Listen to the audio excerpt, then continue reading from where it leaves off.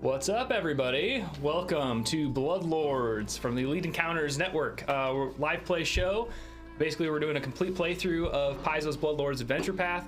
And what kind of makes us special is that we use kind of the latest and greatest technology to give you guys really high quality content, while kind of still giving that in-person, kind of old school vibe, right? We're playing with real dice, we're playing with real colored minis, we're playing at a table together. That's right. That's kind of what sets us apart. First off, I want to kind of welcome everybody that's here that's supporting us. We want to welcome all of the elite. That includes everybody that's liking and subscribing on YouTube, Twitch, and then also all of our short form content, which is Facebook, YouTube, TikTok, Instagram. Really, really helps us when you guys drive engagement and all that short form stuff. So please keep doing that. And also make sure to jump into the Discord so you can get a hold of us and continue to build that community with us. And if you really want to support us and become part of the elite, definitely check out our Patreon. It has 4 great tiers, 3 of which have physical rewards that are really, really sweet. You can get hoodies, you can get t-shirts like this, or maybe one of the other logos, and check that out. But this show is also not the only show that we do. We also have a show tomorrow night for the Soul Severed campaign. That's basically a homebrew campaign that you guys have been playing in for several years. And it's a really, really neat, kind of very classic, grand fantasy adventure that is a little bit different vibe than the Bloodlords pre-published game, but it's definitely something that makes it special. And then also we have some other, smaller short form stuff, and Patrick usually does our Bind and Brush brushes on Wednesdays. I don't think he's in this week. I think he's enjoying the holidays, but he'll be back in the new year. Speaking of Patrick, he's not sitting over there, and I'm sitting here talking to you. He's out this week. He's getting a little R&R with the family. We wish him the best. But that makes things a little bit different this week. I would say we're going to hand out skull bones and start rolling some dice, but I think that we're mostly going to be kind of taking a deep breath. We've been pushing through this content and knocking out the books as quick as we can. We just finished book 2, and we're on our way to book 3. However, without our GM, we're kind of decided it's a good time to take a breath and really introduce these characters that we've been playing as and kind of remind you guys what these characters are like, who they are, and maybe reveal some things that you haven't seen before at the table.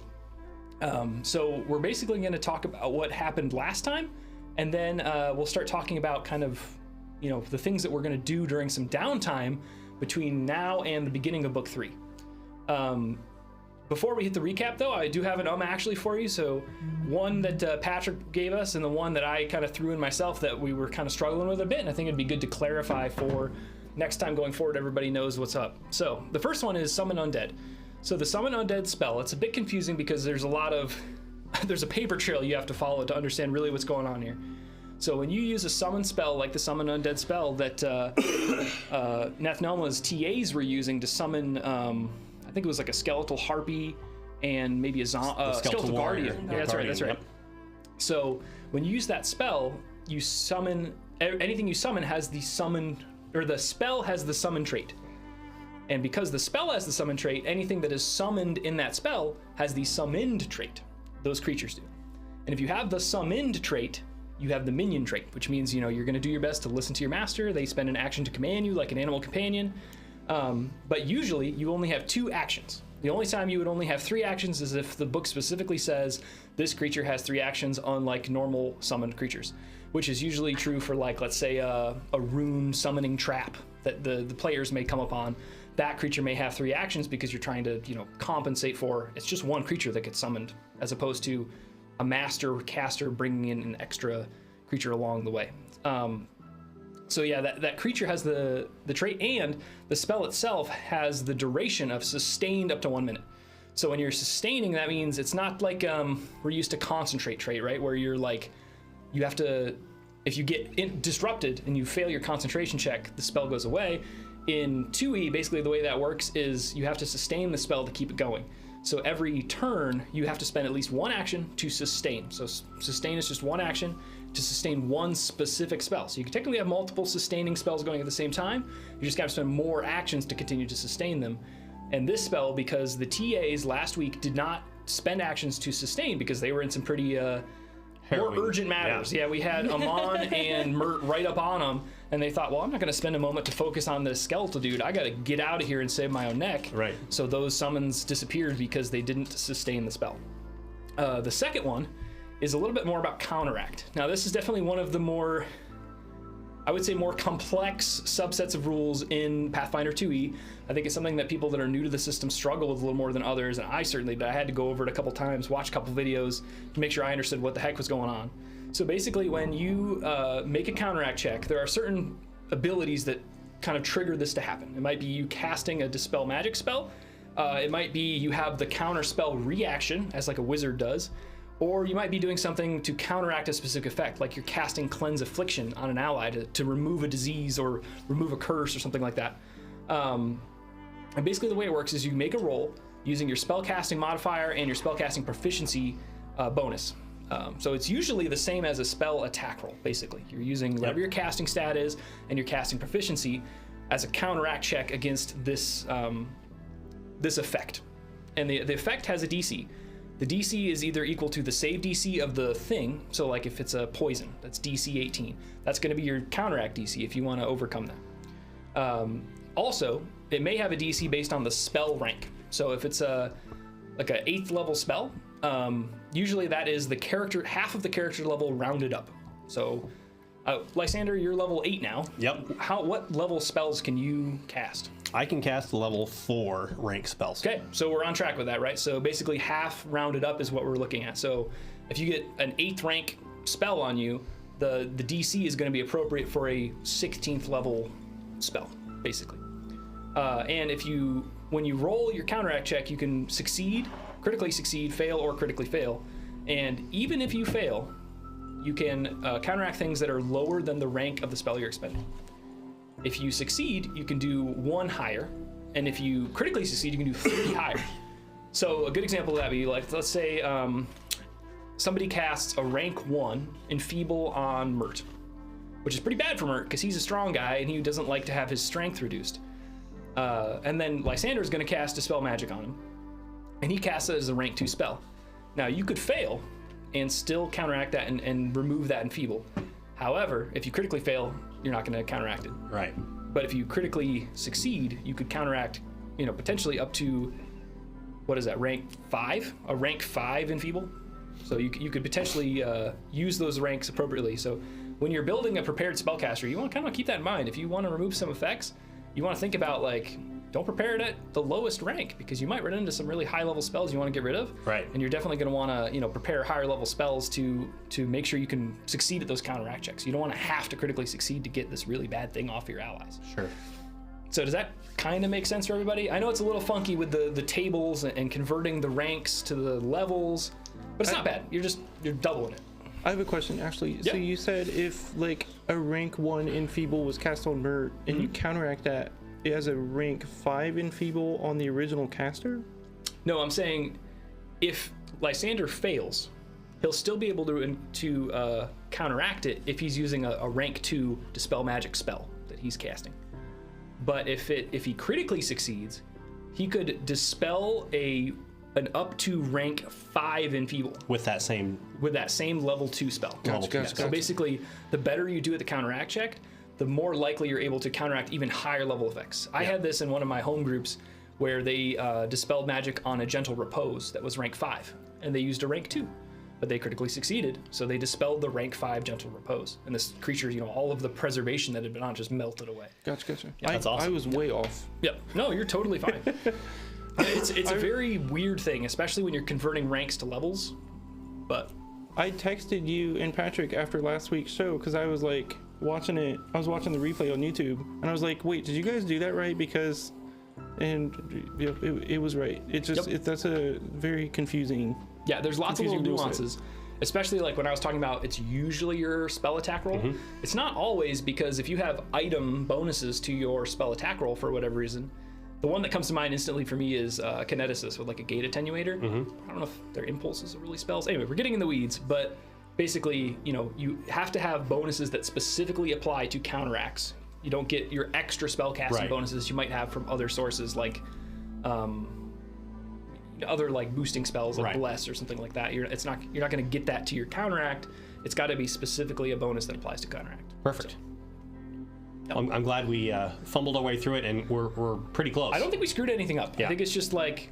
It's one of those things that you don't use enough to stay relevant, Exactly. like, in your mind, but if you talk about it a few times, it'll kind of click. Yeah, it's definitely one of those things that everybody needs a little refresher on when Sure. they do it, if they haven't done it for a while, because it's a lot. Yeah. Now, if you're playing a caster that's dispelling and counteracting all the time, because that's like their cool thing to do, then you'll have this locked. But I think, yeah, for a few of us that like, we only do it when we see something really nasty, like Right. when, you know, somebody gets knocked out mid-fight and you want to try to stop them from being knocked out, Right. then For sure. yeah, it's important to try to really make sure you get it right.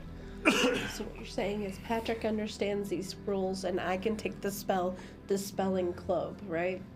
Dispelling what? Globe. Globe? I'm sure you can take that spell as long as it's for the appropriate tradition, and I'm sure you can use it.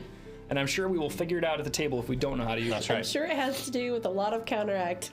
I'm Well- sure it does. It sounds like it. Yeah, because that was from I did clear mind and it's clear mind and sound body. Yep. At rank 2, and allows me to dispel a lot of things that affect you guys. So Yeah, that's super awesome. Yeah, that's like clerics get that thing where they can replace their font spells for healing and harming to do that. Super bread and butter. Great choice. Because yeah, those effects get really nasty, especially when you're talking about, you know, like ACs and stuff like that. Like I've had characters have their ACs go down by like 5.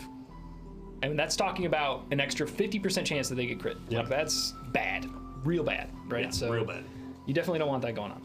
Well, anyway, enough about counteract. Let's move on to the recap. So last week, you guys basically went, or I say you guys. I'm a part of this group. Yeah, right. Just because I'm going through the recap doesn't mean I'm not playing Mert today. I'm playing Mert today. But we went down to the basement. We ran into somebody named Solvik, which was this Etten Murg. So for those that aren't familiar, an Etten is usually a 2-headed hill giant. I don't even know if they're really hill giants. They're a giant, right? But they are a 2-headed giant. They are especially brutal because they have actions for each of their heads. Both of their heads roll initiative. It's scary. And on top of that, they are a Morg. So there's basically these two terrible things combined into one creature. A Morg is usually an undead creature that's killed it's a murderer that's been killed.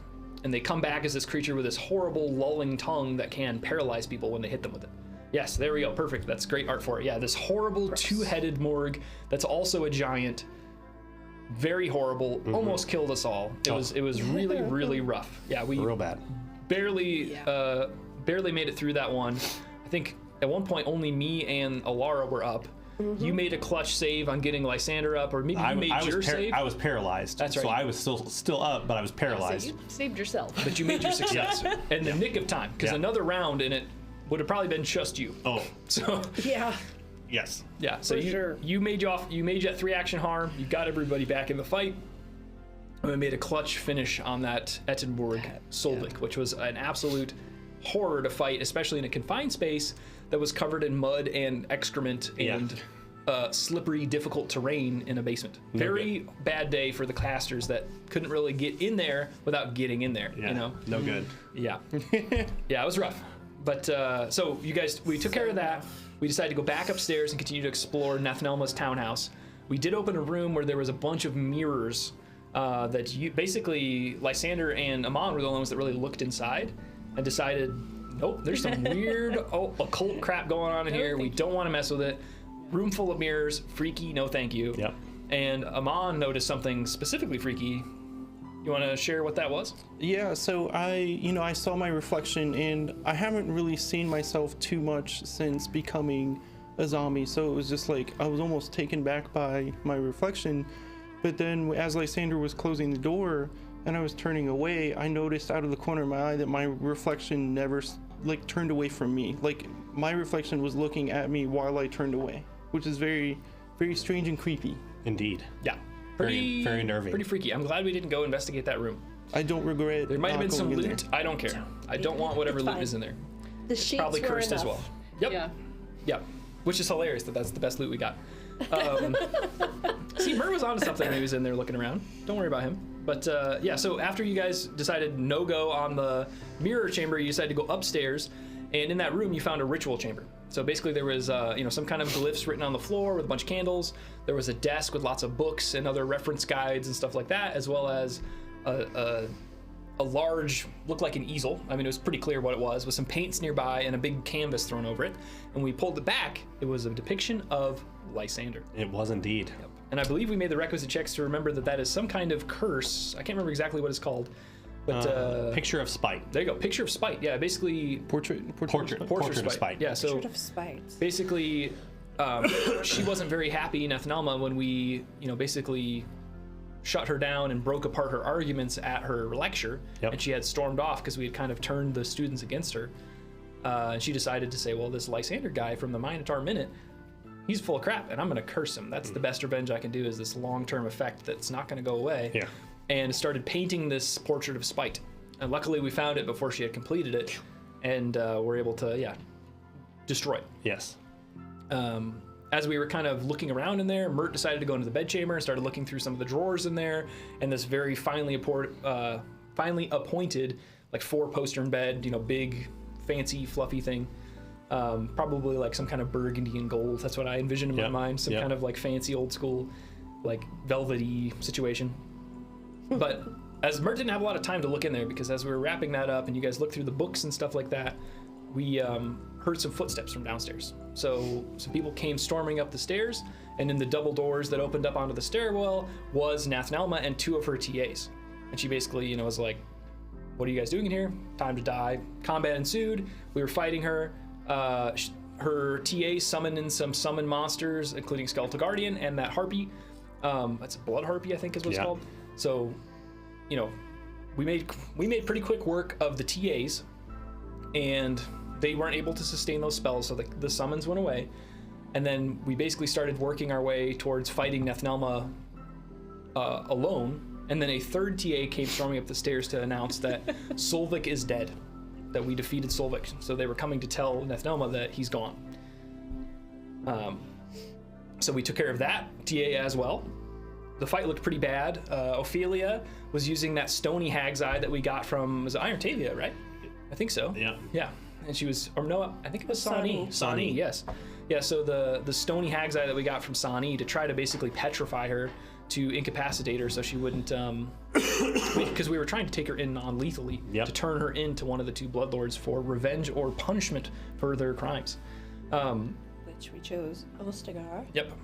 But a hag doesn't like it when witches are trying to cast hexes on them, because they know all about hexes. So she retaliated and casted a spell on you, not touch of the grave, something similarly worded, but basically you failed and made you asleep for an hour with no way to get out. Did. Yeah, so it was really bad. What, imagining you're being buried alive, right? Yeah. Mm-hmm. Which is horrifying. Yeah. Yeah. No bueno. Yeah, absolutely horrible. Totally took you Unconscious. out of the fight, which is just mean. Yeah, 'cause Yeah, it was. we had no way to wake you up. That was Right? Yeah, I pretty much had to wait till she woke up an hour later. Yep. Yeah, and she was, after she did that, we got in there close range with Remy and Amon and Mert, and we were all working on her, but trying to use our weapons non-lethally was very difficult. So we were struggling taking those penalties to do damage to her reliably. Yep. And she was really digging into us with those claws, and it was not going great. I think we still had the combat in decent hand, but it started looking bad. I think Mert took like 80 damage in a round, and he was Not looking good. Yeah, he can't do that multiple rounds in a row. Yeah. He's not that good of a meat tank. Yes. He's working on it. But so eventually we did actually beat her. We knocked her unconscious. And then we had this little debate about, what should we do with her now? Because we have to decide, are we going to take her to Chiral and turn her in to the Export League, which might give us some benefits there? Or do we take her in, help me out, Joseph, the party vampire man? Zithny, thank you. Yes. Zithny, the party vampire man. Party vampire man. I don't know, because I didn't go hang out with him. I went and played games. We went and played Blood Price with Chiral. That was way more fun than Night on the Town, in my opinion.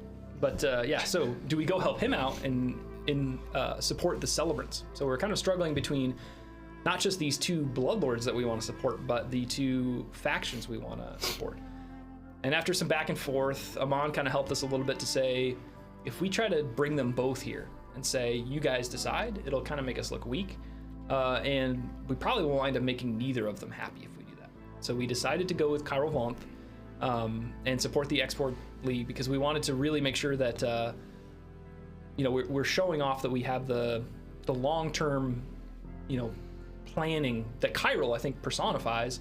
And we're not impulsive or emotional, like we definitely saw Zithny being about this revenge he wanted to have, this sweet revenge that he was trying to get. We were trying to come off as a little more tempered. Yeah, It's kind of the example we want to start putting out there as feelers for the new potential burgeoning bloodlords that Haldoli is trying to hold up. So we did decide to do that, and we defeated her, and that's kind of when curtains closed last week.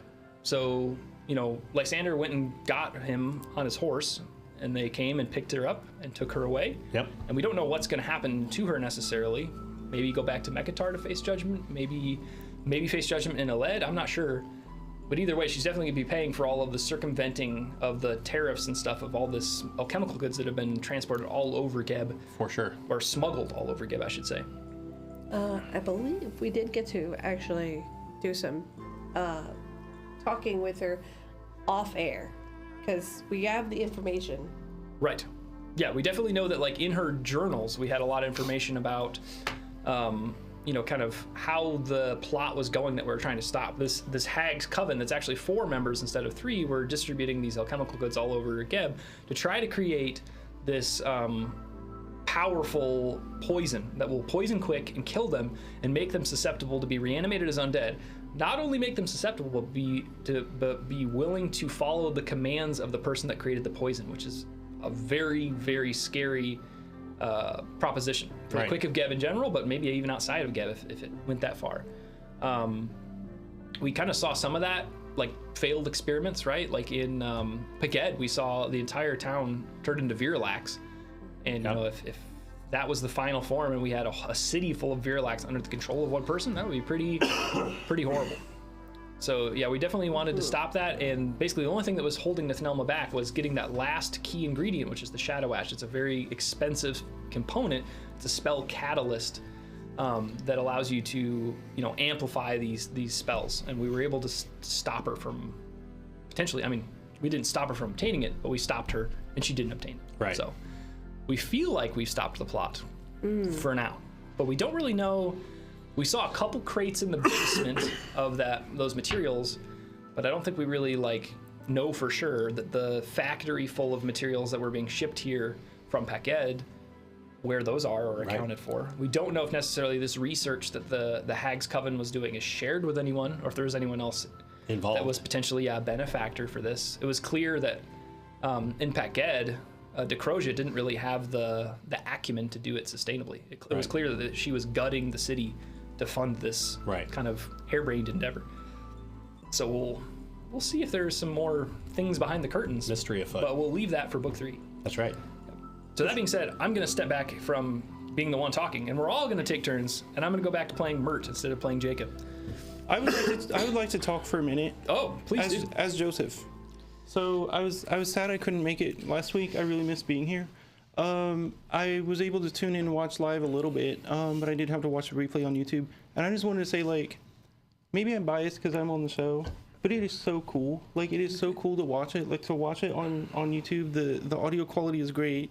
Seeing the minis on the battle cam on the map just gives it a feel that I haven't really seen elsewhere. And it's just, everyone did such a good job because you had your frontliners, you had people doing lots of buffs, lots of debuffs, and everyone did a really great job, and it was really cool just to watch as a spectator. I wanted to chime in on, since I didn't get to play Amon, I kind of wanted to chime in on how Patrick played my character. I thought he did a fantastic job. I think that tactically he made a lot of the same decisions that I would have made. And then I think the conversation towards the end of the episode with who to align with, that Jacob, you touched on, aligning with the Export Guild. Yep. Because with Amon's background with the Carter's Consortium, they do, Patrick talked about that a bit last week, where they work hand in hand with the Export Guild. And your argument about the Celebrants, they haven't really proved themselves particularly trustworthy, as we've seen with the bank. I do agree with what he said about picking the Export Guild. I do want to say something he didn't touch on with Amon is that, as he's getting to know the group more and trust everyone more, and after what he's experienced with Berlin, this reconditioning or whatever, he wants what's best for the group and for the party. Yeah. And even with feeling like we should go for the Export Guild, he also supports what's best for the group and Yeah. is willing to set that aside. I know that we kind of got to that conclusion anyway of going with the Exports Guild, but yeah, I just kind of wanted to touch on that with him on like where he would be. Yeah. I'm glad that we were able to have 5 of us come to a decent consensus. Yeah. I was kind of nervous that we would, it would be like, The first, time is of the essence. the We've got first this time we lady. got the split in the road. Yeah. I feel Never like split we the all party. kind of That's rule number 1. Yeah. And I think something else I wanted to say too is that even if we choose the Exports Guild this time, doesn't mean that we can't try to gain favor with the Celebrants at another time, but also maybe the Celebrants are like something that need taken care of right now. Right. Ooh. Or put in check. Yeah. Yeah.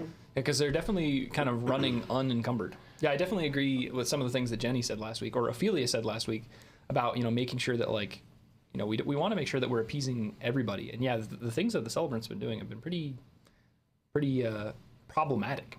The way they basically in book 1 we had that bank that was gutted. Yep. They didn't really have the appropriate permissions to do that, to take the wealth back to Mekatar to celebrate. I thought it was very eye-opening as well when Alara was talking, and she said that clearly in the 2 books that we've played here, all of these atrocities or all this stuff has been taking place literally like under the nose of the Exports Guild, and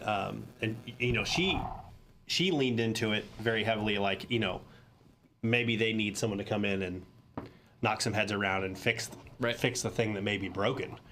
And I, as Lysander, I didn't think of it that way, and it was interesting to hear the other perspective, to be like, oh, like it kind of makes sense. Right, they might be the ones with the most due recompense. Like Right. they're owed something for all of these wrongs that have taken place. And then you had a really good argument, Mike. Well, Lysander did with. Yeah, it's kind of weird because like I want to share what Amon's perspective would be, but with that, like we're not really in character right now. But anyway, like what Lysander was saying about the Celebrants like keeping morale up, especially in the face of like maybe is next coming back. Right. Now that we know Geb is back, like the Ghost King is back, like the Celebrants kind of rallying behind that, and then siding with the Celebrants making sense to like keep morale up.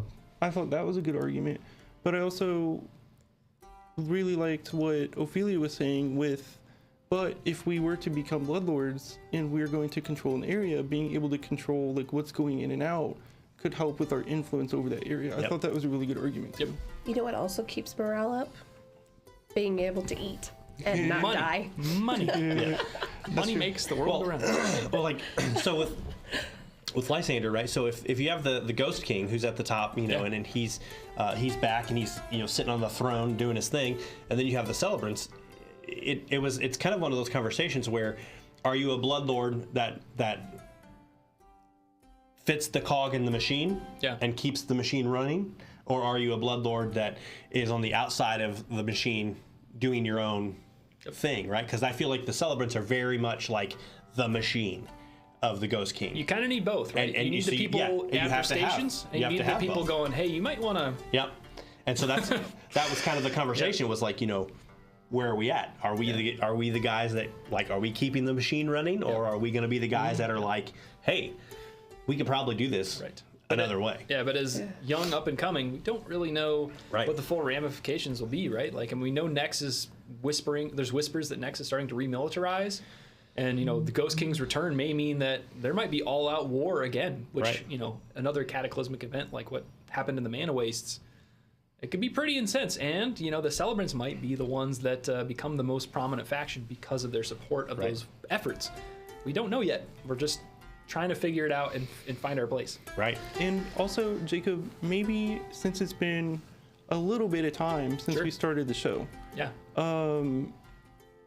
could you just do a recap for the viewers about like the war between Nex and Geb and the Mana Waste and all that stuff? Just a brief. Yeah, so very, very briefly. I mean, I'm going to do 'cause I super have no abridged idea because what that Jacob's Galarian lore isn't amazing. So Nex and Geb were basically 2 extremely powerful magic users, 2 wizards, and they basically got into a battle against each other, and the extremely powerful magic they were using in those wars actually destroyed this section of in the borderlands between their two nations in Gurund. So Eastern Gurund is basically, think like East Africa, and these two nations that were warring north and south, Geb in the south and Nex in the north, created this basically No man's land in between called the Mana Wastes.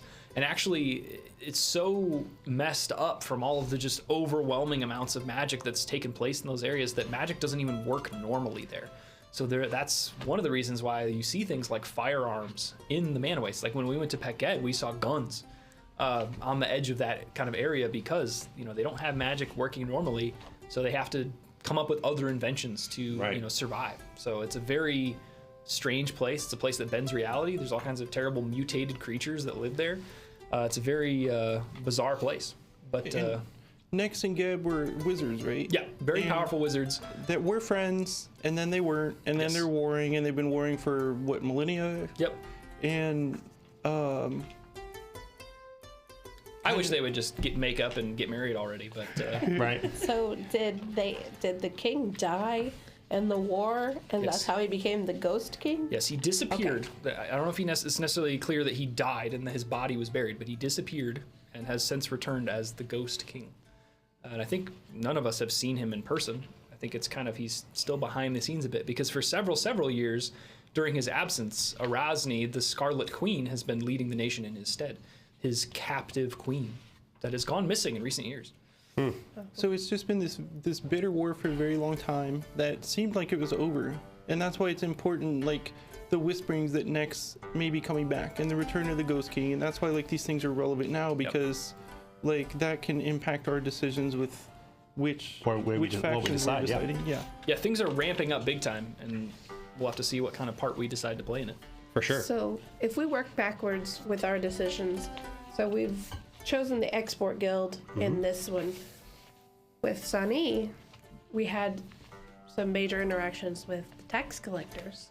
We did, yeah. The tax collector union with Mr. Hyridge. Yep. Yes. The vampire. yes, vampire sire. Yep. That was certainly very clear in that he wanted to find his his lover that His had wife. been basically murdered. Yep.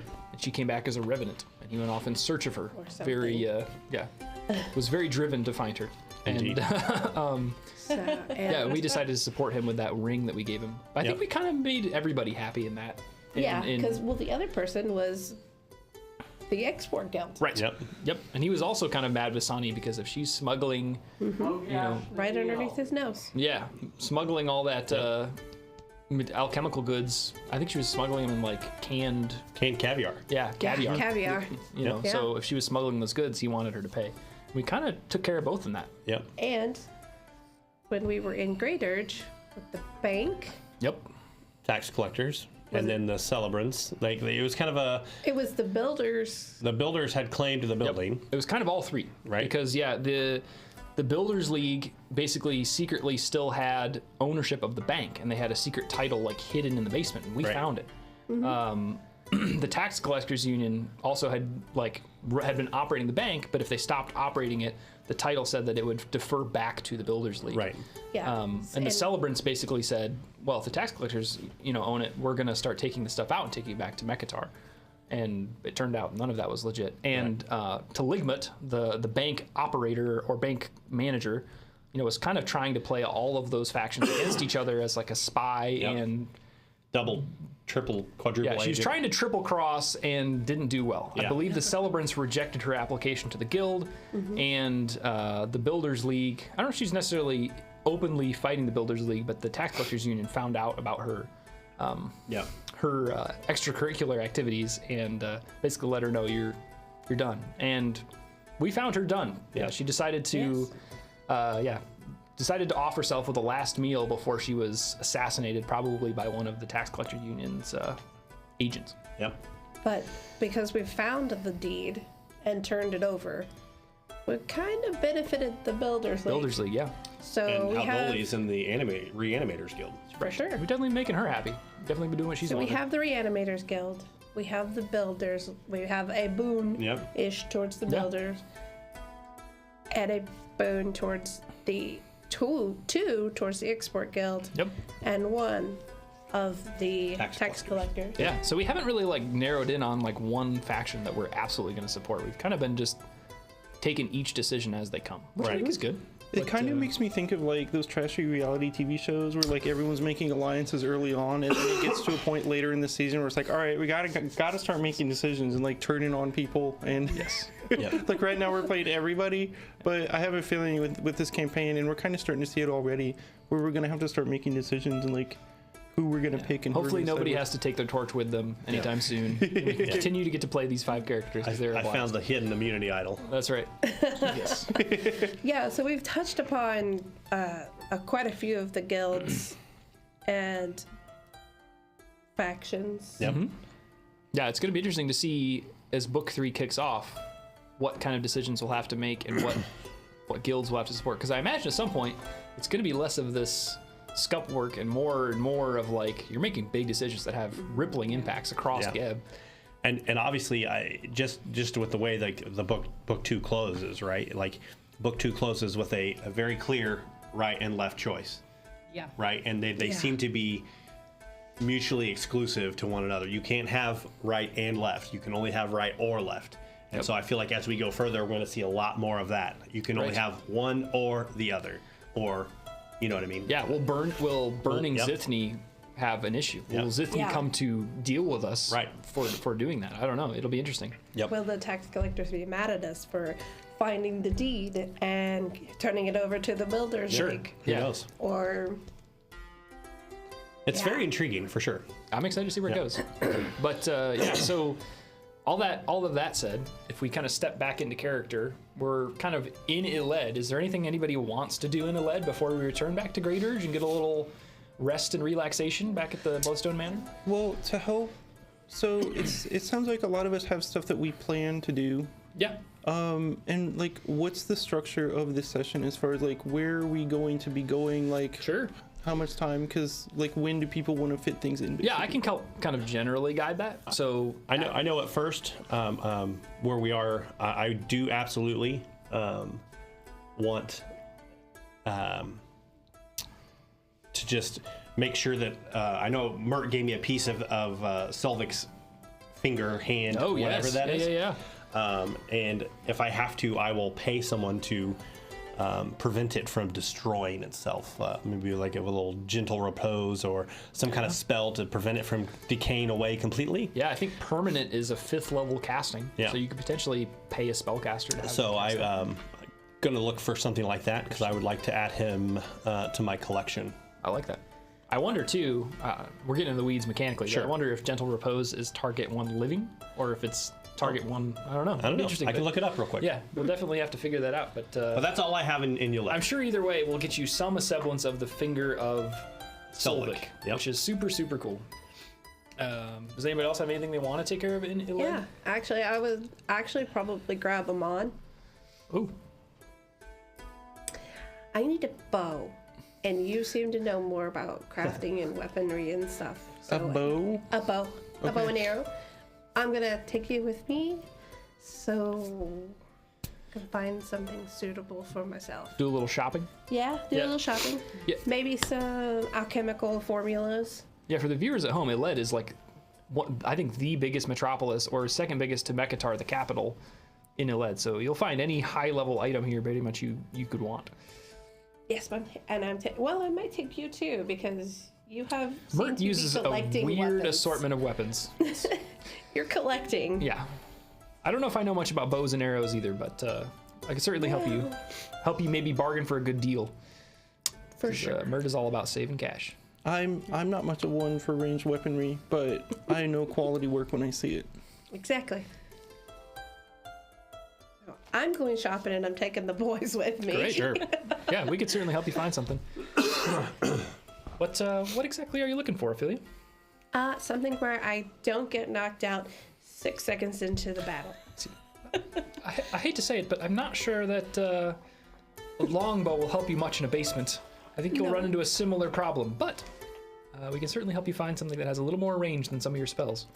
And then, I'm also going to switch to try to get some more alchemical substances to be able to throw. Okay. So, Yeah, I'm sure we could definitely shop around to get you some alchemical reagents and help you find some kind of ranged weapon. Do you want a crossbow, an upright bow, long bow, short bow, I don't know. a sling? Backpack ballista. Ooh, backpack ballista. It's kind of a one and done kind of thing, but it's pretty cool. We as we find like a weapons merchant, like we'll be browsing around and I'll reach on a rack and I'll pick up a javelin and I'm like, what about this? And I'm like tossing it up. What do you think of this? I don't think so. No? A returning javelin? I mean, that's kind of more me and Amon's speed. Yeah. We do good with melee weapons, Yeah. but Yeah, I'm not sure I think would know that's how to gonna- crank an arbalist if somebody handed one to me. I'll pick up I'll set the javelin back on the rack and I'll pick up a sling from a bin and I'll just kind of swing it around a little to get a feel for it. And like, how about that? That's not too bad. I mean, I can use it. That's not a problem. I don't know how effective it is with. Yeah, what do you think you would be able to use well? Because you cast witch spells, and you do have this affinity for the shadow plane and kind of sneaking and spying around. How good are you with some of these more militaristic weapons? Can you use martial weapons, mechanically speaking? No. I Okay, can use simple so we need to find you a weapons. simple ranged weapon, which is probably like a sling or a crossbow. Okay. It's up to you. I'm not gonna make the final decision. Crossbow sounds good. It's unless we can find one of those things that they had in. Oh, the guns? Yeah. I think that the guns that we had were sold because they were kind of broken down. Yes, they were. But, I just maybe. meant like. I doubt anybody has any here. Is Yeah. what you're saying? We may have to save it for your next free archetype. when you- Maybe. Rogue, witch, alchemist, gunslinger combo Boom. kicks in at level 12 or something. Maybe. I would love to see that. That would be great. Patrick would hate to see that. But Yeah. but yeah, okay. We can definitely find you a crossbow. And, Mert will hand out everybody's allowance, basically, because we did sell that very finely appointed bed sheets, which was extremely expensive, and some of the fancy daggers off the TAs in Ethnalma. Yep. So everybody gets Yeah. like 200 and some odd gold. So I Love it. sent it to everybody, but so you'll have plenty of money to buy A sling. a sling or a crossbow or a +1 striking crossbow or sling if you so choose. It's totally up to you. All right. So what does reload 2 mean? Means it takes two Two actions to reload. Lame. Yeah, that kind of sucks, Yeah, real bad. especially as a caster. Yeah. But I mean, a lot of the reload 0 stuff is martial. Unfortunately, it takes practice to use that king's longbow. It's the reason why we find all the human remains with like one arm bigger than the other. Yep. Shooting that big old longbow. Right? Crossbows are much easier to just point and shoot. It's very intuitive. So I think as we're figuring out what we're going to do in Yolette, I think we have, 2 weeks of walking, right? We certainly if we do. want to walk. Yeah, we got a long ways to walk unless we decide to pay for some kind of other form of transport. Right? I figured out how to make a tent. Oh, did you? Yeah. Look at you remember? go. I had That's the good. tent, Yeah. and I couldn't put it together. Yeah, I do remember Figured that. it out. Oh, Oh, nice. I got it. Well, that's good news because the Yay. last time we were in the forest, it was That was hilarious. right. it was a bit rough. Yeah, we just decided to forego Camping the is a tent. strong word for what we were doing. We were laying outside. Yeah. Yes. Last time. So Using the tent as a blanket. yes, if you can help us stay on the trail and set up camp at the end of the day, that would be awesome.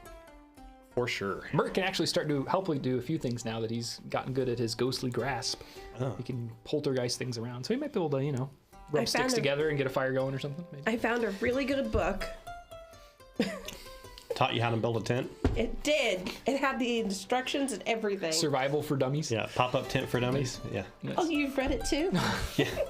I saw it at the bookstop next to the blood price game set I bought. Yeah. Right. Pocket edition. yeah. Pocket edition. So we take on the road. It has a little pocket guide Right. to survive Yeah. being in the wild.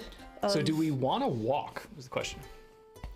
Well, circling back to your question a minute ago, I only have some stuff I want to do in Graders. Okay. I know we kind of discussed Yep. that a Well, little we got to bit. get there in one piece. Yeah. I don't. I mean, obviously, I can I have Frederick, so I can ride. Must be nice. Yeah, I just have to float along. yeah. We all float on.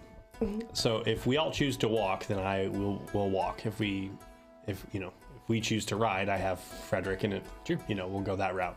Nothing to be said. You can't ride Frederick at a Right, I can ride him slow. canter. Is that right? Yeah. I don't know what the correct horsey terms are, but yeah, Right. never an equestrian. But Well, how much would it cost for us to get horses?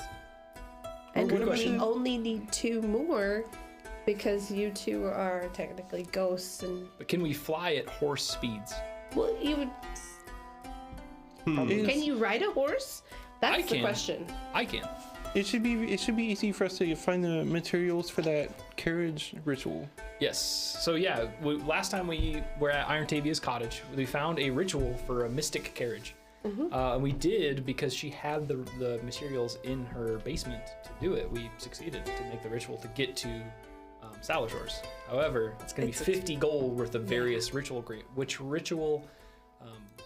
Ingredients. ingredients to cast it again. And it's not necessarily a sure thing we get it off, but we could potentially do that. Do we want to spend 50 gold though is the question. Mert, being the ever pinch purse, would be not so interested in spending that kind of money. I'm fine with walking as well. Yeah, just I'm- because. I mean, Yeah, I'm okay with walking. And the price for like hiring like horses and stuff like that, I think, is per mile. So it gets pricey because we've got I think a couple 100 miles to go. Yeah. I mean, yeah, it's 2 weeks. Yep. 2 weeks of walking. that's a 2-week journey. So Okay. Yeah, I'm good to set out on foot then. If we were gonna head back, it's gonna take us a while to get there. Before we leave Eled, maybe I go to a couple of the little artisan brain bakery shops. There you go. Pick up some more. let us I know wrap I've been brains. I've been kind of joking around about that, but I took a couple gold off for No, that's perfect. for I would probably posterity. come along and not necessarily the brain infused artisan loaves and things, but I would probably be interested in picking up some biscuits and bread, something that will kind of keep on the road but still have some savoriness to it. Not that Sure. Mert can even taste them, but if it's got the cute little card next to it in the little window, then it looks good. Maybe he'll just grab a few. So I'll join you in that. I'll take a little bit of cash off as well. Bring some stuff for the road. Yeah, while we're out shopping, I would have stopped somewhere like that to Perfect. get something to take. Sweet. We're gonna have some artisan trail rations. Yep. I mean, 2 weeks is 2 weeks, right? 2 weeks is 2 weeks. So, Alara, did you have anything else Yeah. you wanted to do? Or? Yeah, Alara's just gonna kind of go off on her own, and she's going to be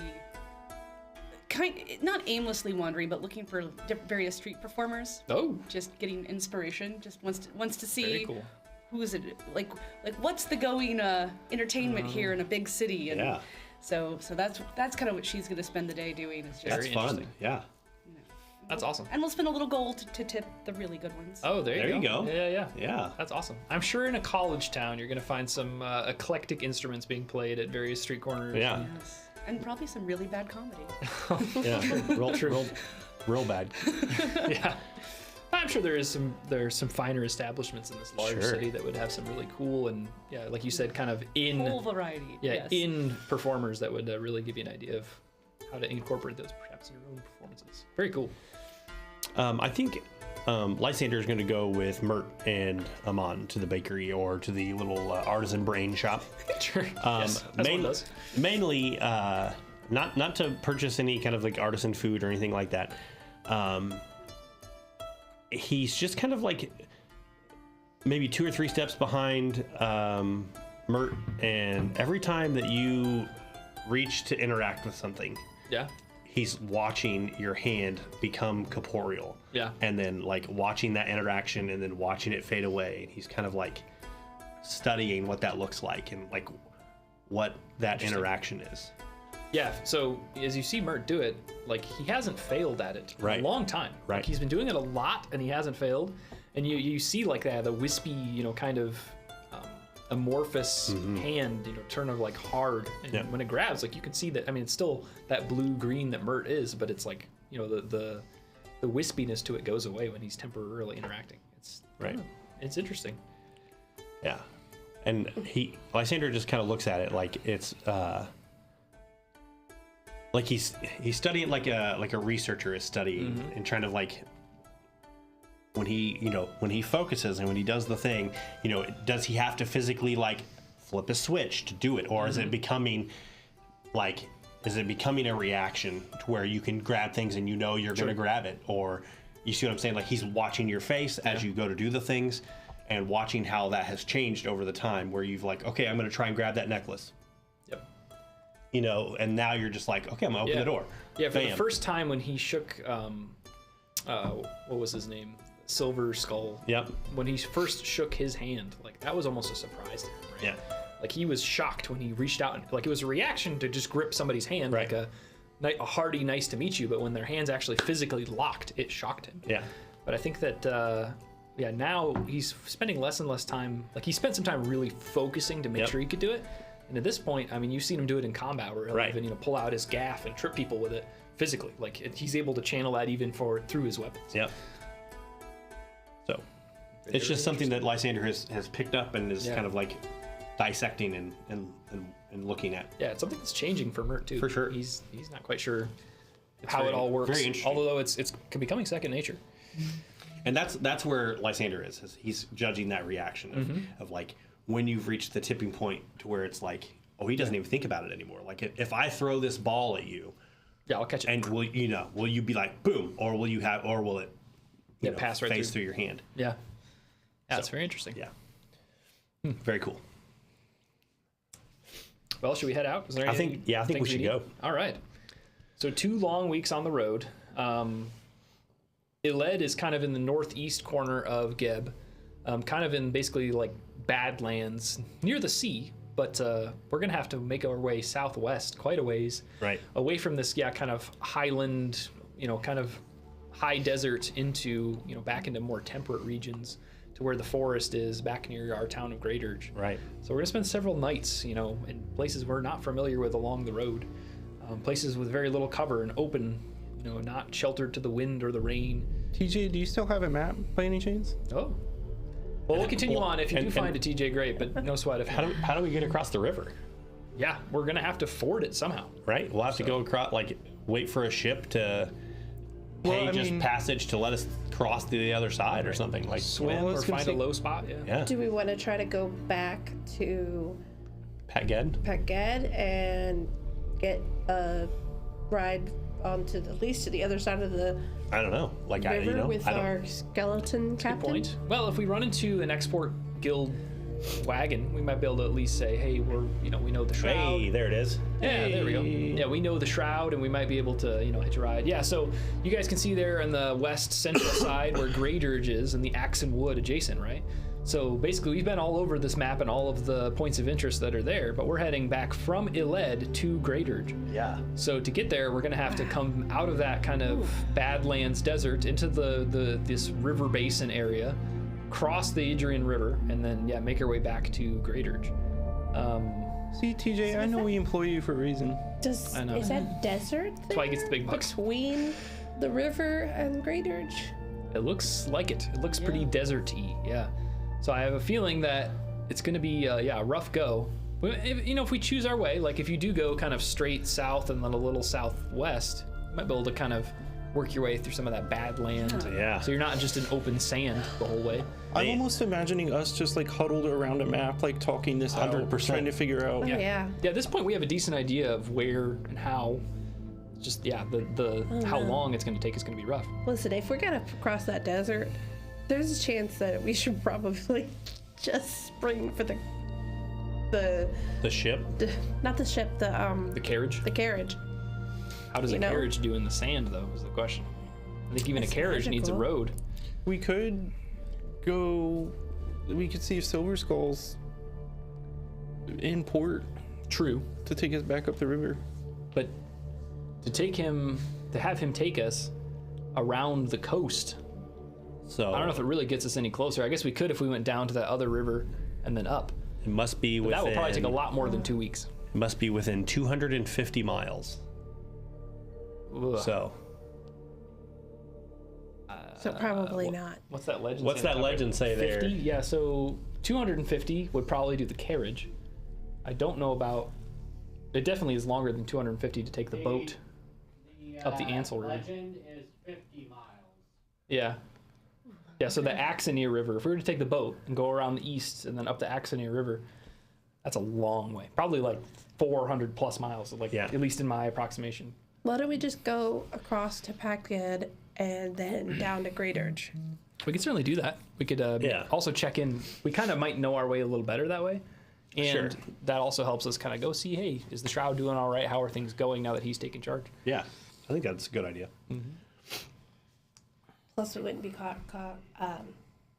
crossing a lot of desert. Yep. Because it's all wooded through. Yeah, we could the stick to lake that, like because of the river. the riparian edge along the river and stick in that. Have a little bit more cover to the weather going west. Okay. So yeah, we'll camp it out somewhere in between there. We'll have to probably camp out a couple days. Sure. Would there be enough like foliage around? It's a desert, right? So there's no trees or anything I could fashion craft a raft out of to cross the river? There might be, yeah. If we are on the river's edge, there probably is enough. If you're up by the river, I'm sure you could find enough to craft a raft. However, we don't have the formula unless you have a formula book. I don't know if we have the formula for a raft, so it would take 2 days potentially to craft one. At minimum 2 days, unless you got the materials. So it might be worth it just to wait for, I don't know, like an incoming tide, like a tide's, what's it called, slack tide and a low spot, and just find a spot to cross. Yeah. So I'm sure that Ophelia can help us out with that with her new prowess in survival. We might be able to take a good guess of where's a low spot. This is yet to be practiced. Okay. So if anyone drowns, I'm sorry. Dang. So we got, dang. Okay, so we got 2 weeks worth of traveling, so that's at least 7. Yep. 7 hard days of walking, and then 7 hard days of walking. Yep. That gives us some camp time. So if you guys have any like moments that maybe your character would want with an individual character in a more quiet setting or serene setting, I feel like this would be a good moment where maybe you may speak over a campfire while you're on watch or something like that, as we kind of burn up some of this 2 weeks.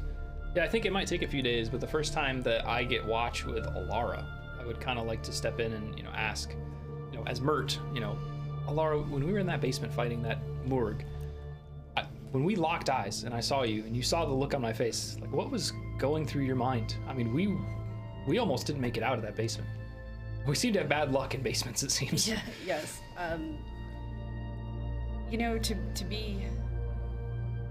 To be truthful, I was deciding to leave, and thought I had made that decision, and I don't know. I just couldn't, and I knew I had so little to offer to change the outcome, and that it likely wouldn't go well. But I don't know. I can't explain it. I just couldn't. I couldn't leave, and I had to try, and I guess that surprised me because I feel like I've always had such a strong survival instinct, and I don't even think anyone would have blamed me. I certainly wouldn't have. I do remember early on you saying that you would do what needed to be done to protect yourself. You say that you weren't able to do much to kind of tip the scales in our favor, but I think you did everything you needed to do. You did your best, and if it wasn't for you empowering my weapon, I would not have been able to take down that Edinburgh. The only reason I was able to is because you cast Implement of Destruction on that weapon. When I awoke and I saw that blade vibrating on the floor with the power that you infused in it, that's when I knew that we could still pull this thing out. So thank you. I'm so grateful that you were able to stay. You didn't leave us.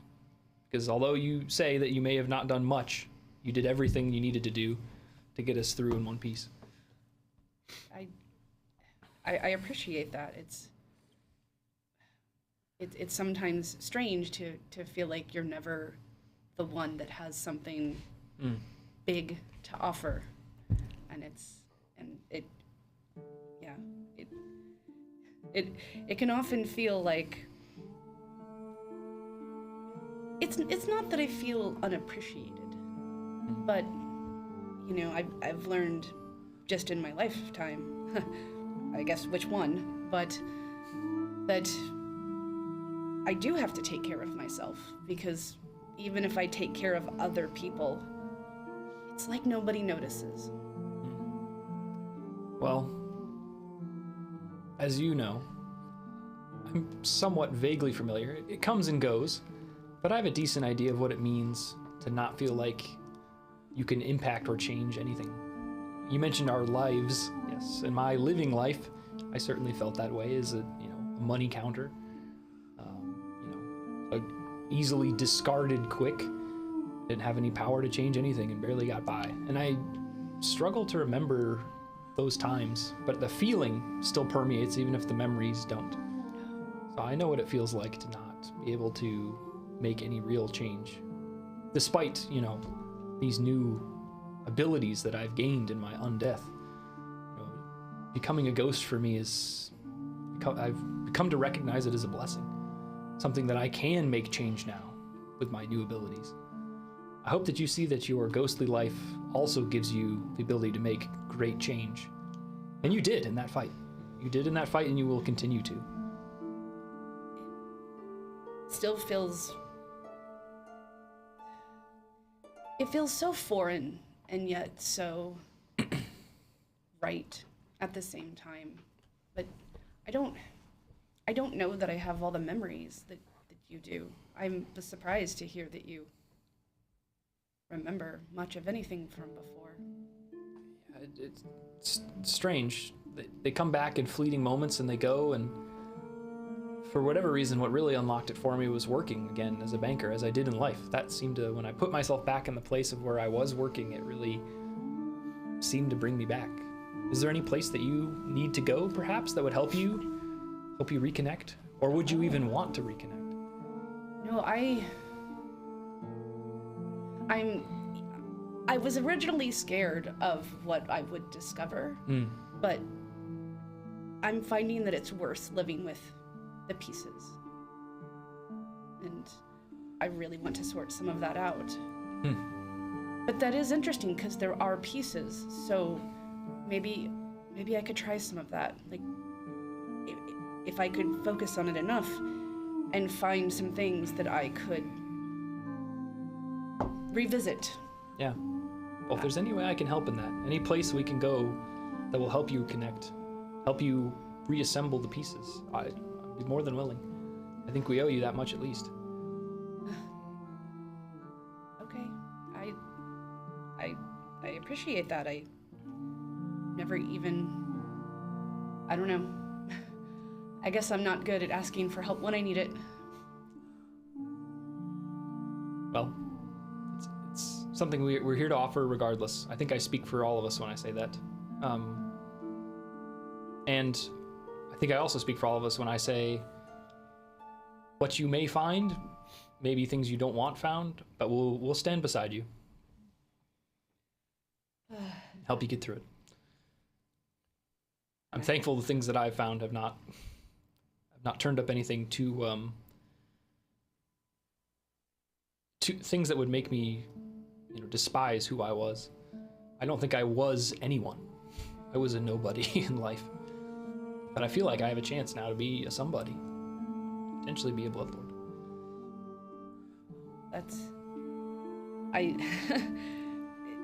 It's funny to hear you talk of yourself that way, because I think of you as, I don't know, you're one of the strongest people I've met, and I don't mean, strength in like with your sword. Yes. Just as, I don't know, you seem to kind of have it together for a ghost. Well, hopefully done. I don't find anything in my past or remember anything that starts to break things back apart, but I'm not the meek money changer that you first met back at the farm. Changed, I think, for the better. Maybe it's the power of the abilities, as in, increased my confidence. Not sure if that's a good or bad thing. I suppose it's something I'll have to temper. Can't let my pride get away from me.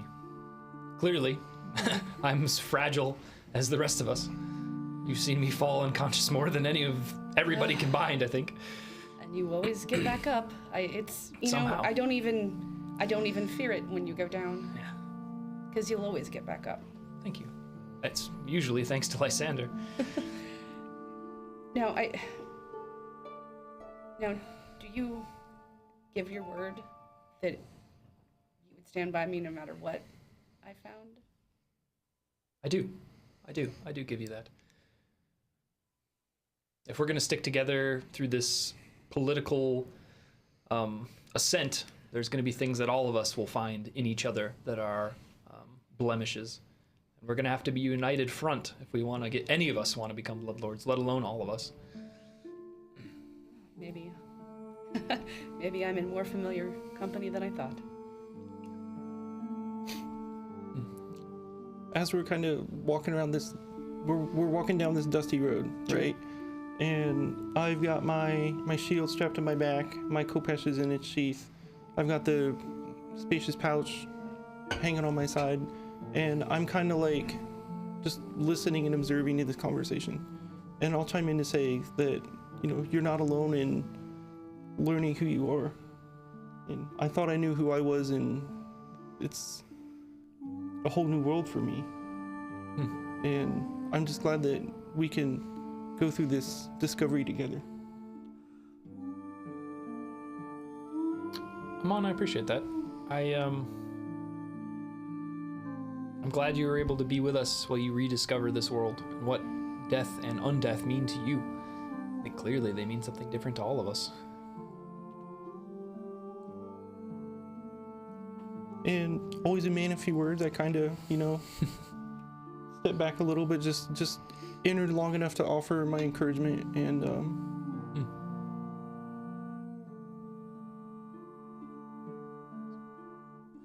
Well, as we make our way south, cross the river somehow or some way. Yep. Hopefully Ophelia finds a lucky spot where we don't all get drenched. Or me and Alara just float gracefully across the rocks and make our way across. Yeah. And the rest of us are drowning. Wait for you guys. Hey, nat 20. Hey! Okay, nat 20. We all, Nice. yeah. Look at you go. On the new dice. Oh, there you go. What does that look like? Just describe it to us, this special space that you find across the river. You like cock a tree back and like launch us like a catapult across? Or...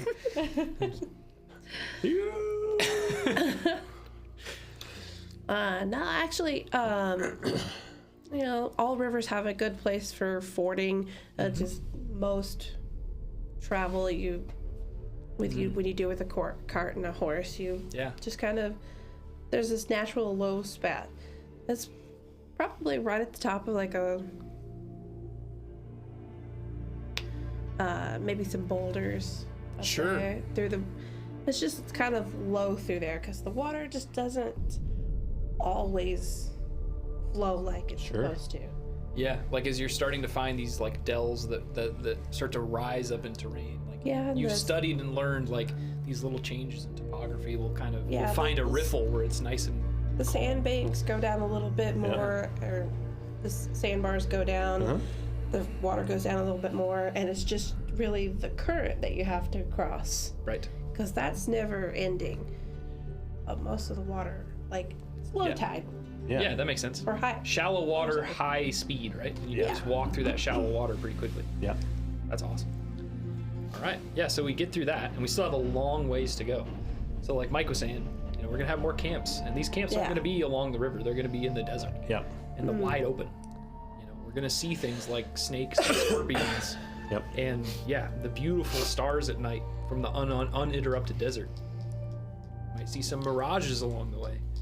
Hey, Yeah, we'll see some is it very strange raining? things we've Yeah, never seen before. yeah. star map out. I spend tons of time with my star mat, and just I have it laid on the ground, and you'll see him just kind of like referencing where, you know, obviously the star map that I got was from a ship, so it's used for navigation.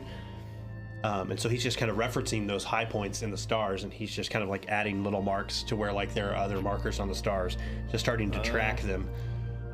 Plotting course for us. Yeah.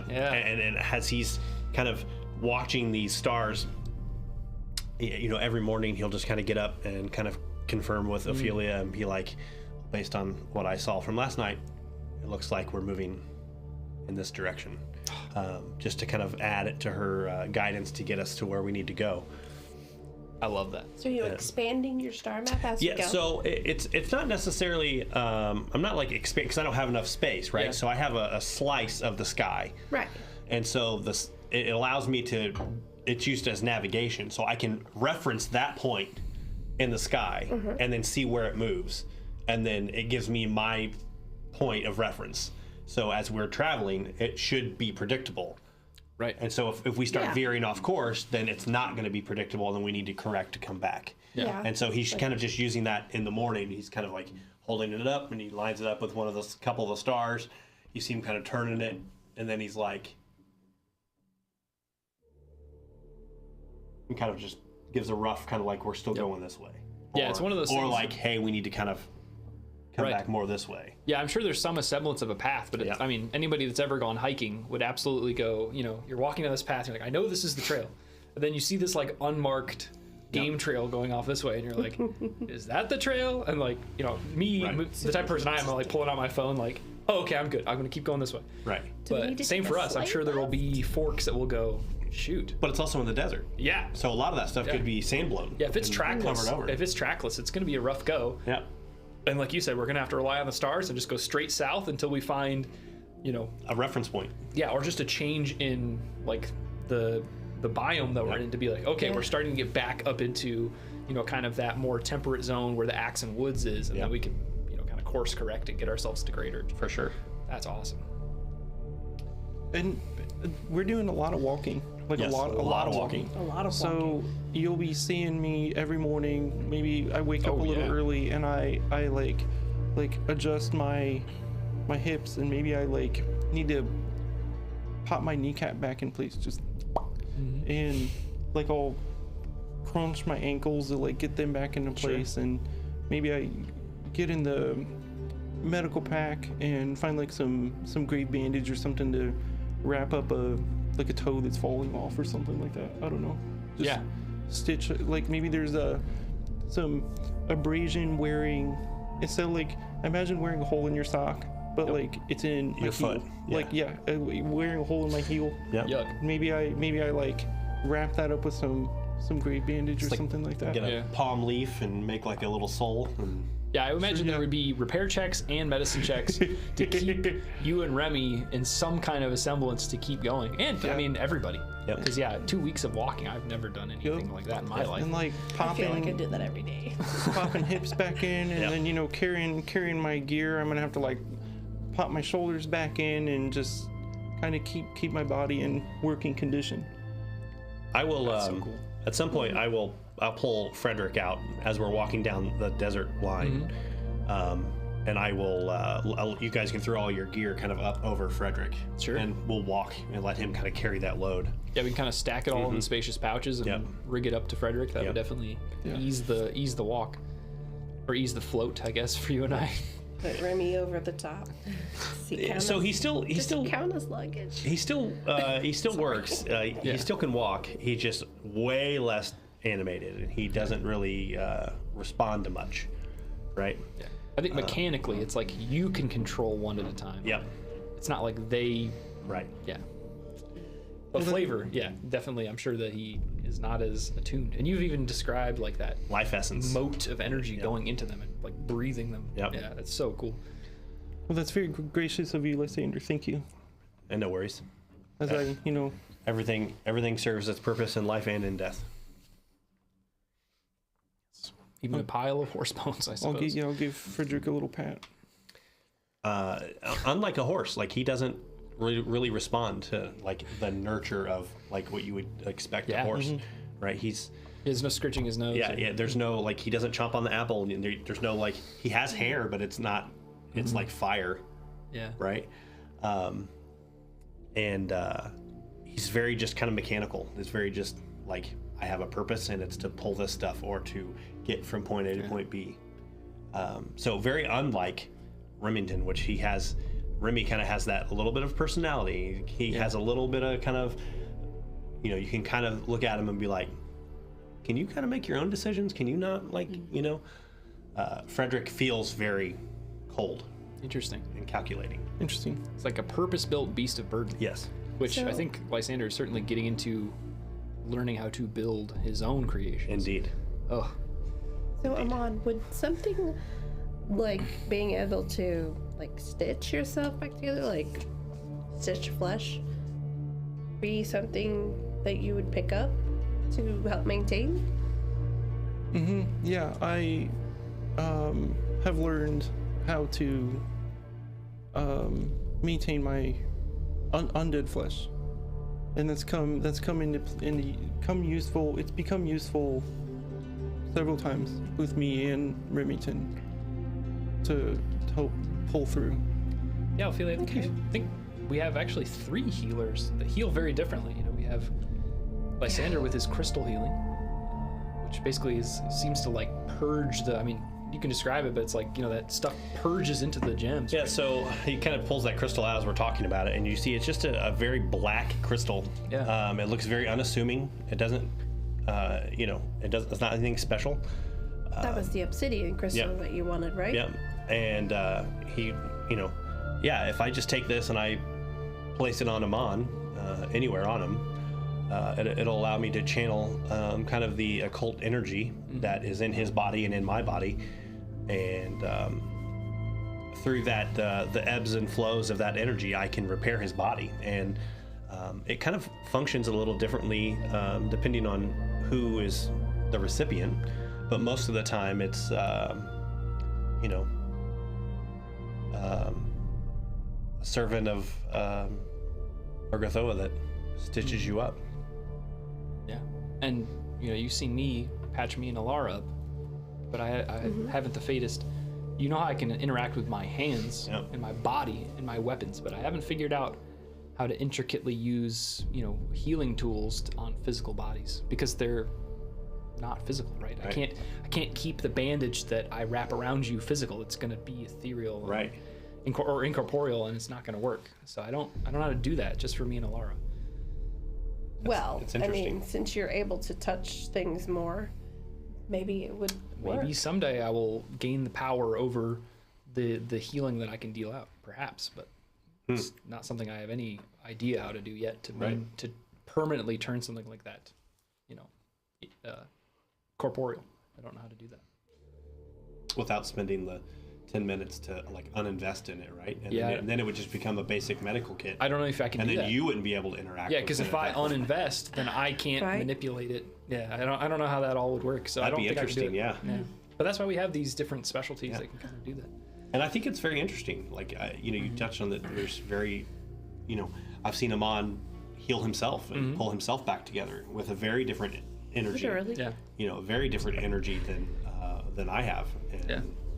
you know, and obviously you can heal Alara and I can heal, you know, Ophelia. And it's just kind of this nice little, like, Yeah, speaking as Jacob, like, Yeah. I was not intending to make Mert a healer. He's a barbarian, but like, I kind of, when I was realizing all the crazy nuances that are required of ghosts in this game, I was like, okay, well, I might have to bump that up a little bit so we can get us healed. right. That's very cool. It's also interesting because it's like you almost walk yourself in groups.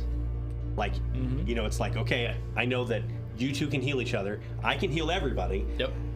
And it's like, you can also kind of heal yourself. And then, like, I think you may be able to use your energy on other people. I don't know. But it's like, there's some very, like, specific, like, triangulation of who can heal who and, you know, Yeah, who can do what. It's like a weird flow. It's very neat. Yeah. The boys are the healers. Yeah, yes. And I feel like I have like my one soothe spell, and I'm so like, good. I Hey, that's better can give than you me. like 8 points. Hey, No, it's clutch though. I It's got coming clutch. nothing. yeah. I got nothing. Um, Unless, well, no, because, well, I could probably start crafting some oil of. That's true. Yeah, as you continue to experiment in the alchemical sciences, there's a good chance you'll be able to eventually make healing potions for us. But not healing. Yes. Oils of one life. Don't make healing potions. You'll go to prison. No. forever and ever. That's right. So I did pick up that formula. Heck yeah. So. Awesome. at some point in our travel, maybe I find myself walking alongside of Laura, and I would say, you know, back when we were back at, like, we're returning to Bloodstone Manor, and the last time we were there, didn't you have a companion of some sort? Wasn't there? Oh, yes. You had a bird. Yes. Oh, Greybeak. Yes. Greybeak. We haven't seen Greybeak. No, I didn't think it was wise for him to come all the way with us. Where's Greybeak now? He's, you know, I'm never exactly sure, but he'll be in the vicinity waiting for me. How do you feel about seeing Greybeak again? Oh, I think some days it's all that keeps me going. Wow. It's been too long. I didn't realize how long we'd be gone. I don't know what I expected, but I guess I didn't expect to go on like a whole tour. So yeah, it's been too long, and yeah, and he can take care of himself. I'm sure he'll be okay. Yeah, he'll be okay. I'm excited to learn more about Greybeak. Yeah. And how you two know each other, what your bond is. And you almost see like this, on Amon, you almost see this, almost like a gentleness and a softness and a kindness you haven't really seen before. Ooh. Almost like he's just, like he's getting more comfortable with who he is. As you're saying this, it's almost like you get the impression that I'm happy for you. Oh. And so like there's this almost this kindness in my countenance, and I'll just say, I'm excited for you to see Greybeak again. I'm so lucky that Kith can just become a tattoo. Yeah, you can keep him safe. Well, It's scary because Greybeak had a second chance, but what if it something won't be a third. happens? Yeah. Where does Greybeak come from? What do you mean? How have you become acquainted with Greybeak? Oh, it's kind of funny. Many years ago at this point, I was, I guess, younger than I am now. I'm not even sure how to count ages anymore. But it was a performing group that came into the town where I was living, and it was really fun because they let me. They were in town for probably 2 weeks, and they let me perform with them. I got to sing with their group, and it was lovely. And they had a collection among them of about 5 or 6 birds. And I don't know. The second I met Greybeak, it's like he was meant for me. And they were kind enough to let me keep him. And he's been with me ever since. And I feel so fortunate. I mean, I don't love necessarily how we got here, but I feel so fortunate that he got to stay with me in both lives. Yeah, hearing lives. you talk about all this, like there's that almost like the kindness in his eyes, but almost starting to pull back a little bit, almost like this level of engagement and hearing this degree of friendliness is like almost like working that muscle a little too hard. And so like he kind of starts to, you see him withdraw a little bit, and I'll say like, well, I'm just almost again what I said before, like I'm excited for you to see Greybeak again. And then he'll kind of just like almost keep to himself a little bit, like Slide back. appreciating our interaction, but also a little bit like that was a lot for Yeah. Amon to have that interaction with you, but also like if you're reading his body language, it's almost like you can tell that he's glad he did. Love it. Yeah, and you'll see Alara kind of almost do that like inner battle of like wanting to just like word vomit more about, but then like able to read the room and like just doing that internal fight of like, you know, almost becoming like that like childlike Sure. dumping, Yeah. but then like composing herself to give you the space that, you know, that you need. Yeah. Mert doesn't like perk up, but you definitely like could tell he was very, very interested when you started yeah. talking about in both lives. Like this Yeah. is maybe one of those clues to like you were talking about, like down the line. Well, I think that after some time working our way up through the desert and getting back into Greater, we probably do find our way back to Bloodstone Manor.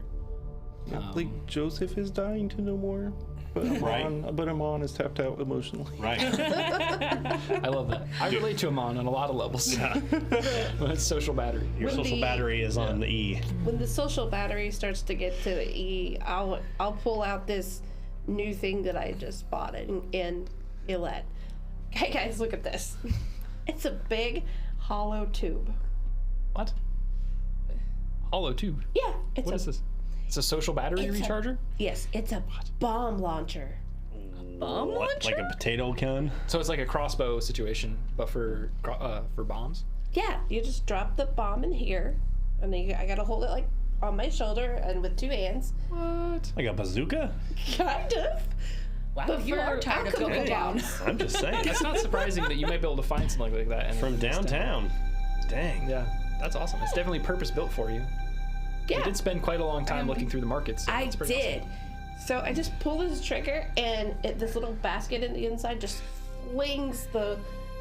That's really cool. alchemical bomb. You know, they bomb-zooka. also have, not that Lysander's any interested in it, but they also have weapons that you can, like, fuse an alchemical bomb into and deliver some of its potency when you hit it, when you hit something. Well, I'm also pretty Very- sure that very this cool. kind of expands the range of which I'm- I can get the bomb. You have a bazooka. It better expand the range. Bomb-zooka. Yeah, that makes Yeah. perfect sense for you. Bomb-zooka. As you're It's- trying to. Bazooka. But I did get the crossbow, Yeah. and Very cool. I got some nifties on it as well. That's So awesome. we're gonna switch between the crossbow And the bombzooka. and the Yeah. yes, the bazooka.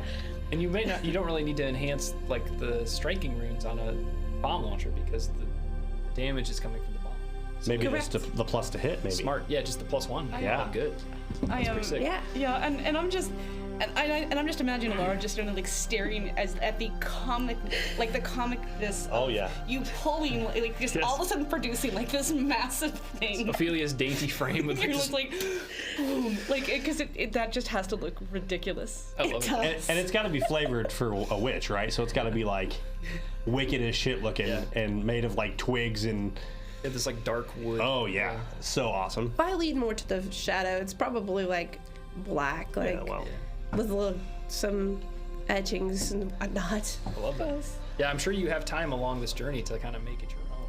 Do some of those scrawlings at night and stuff. so Lysander will go up to the door and unlock the door in the Bloodstone Manor. Yeah. He will hold the door open for everyone to walk in. Mert notices on the floor there is like a collection of small letters and stuff that have been kind of dumped and kind of starting to mound up in front of the door. Sure. Seems it's been a while. And yeah, but it seems to be fairly dustless in here. At least our goon could have Argoon is freaking doing a bring good job. the. Well, he didn't bring the mail in.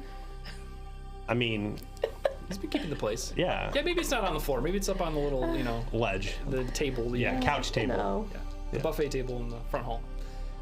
I'd like to see an animated. Argoon the Annihilator. Yes. Yeah. Argoon the Annihilator. I'd like to see him carry a letter. If he can dust, he can carry a letter. That's true. He's like got it in his like Yeah. this. He's like hopping on a Yeah. pinky. If you recall the TJ. Yes, There he is. I love it. Now, if you can add a letter in there somewhere. Yeah, right. That's So great. the Bloodstone Manor is named that way because when you first enter, it's got the Yeah. like pool, fountain type thing, and a large red crystal At the top, at the top. And when the sun hits it, it kind of cast a red casts glow. a red Yeah, glow. it fills the great room with that. Yeah. Yep. Red It's light. like a skylight kind Yep. of, right? Yeah. And we had confirmed that it was safe enough light for even vampire. Yeah, during the day. Yeah. We did. Yep. It So was still lit. what? It was still light. Oh. But it was red. Lysander will walk in and he'll.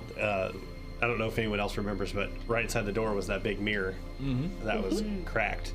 Oh, yeah. And he walks in and he kind of walks up to it and he turns his head and he runs his hand down that crack, just like he kind of did before, and he kind of gets lost there for a few minutes.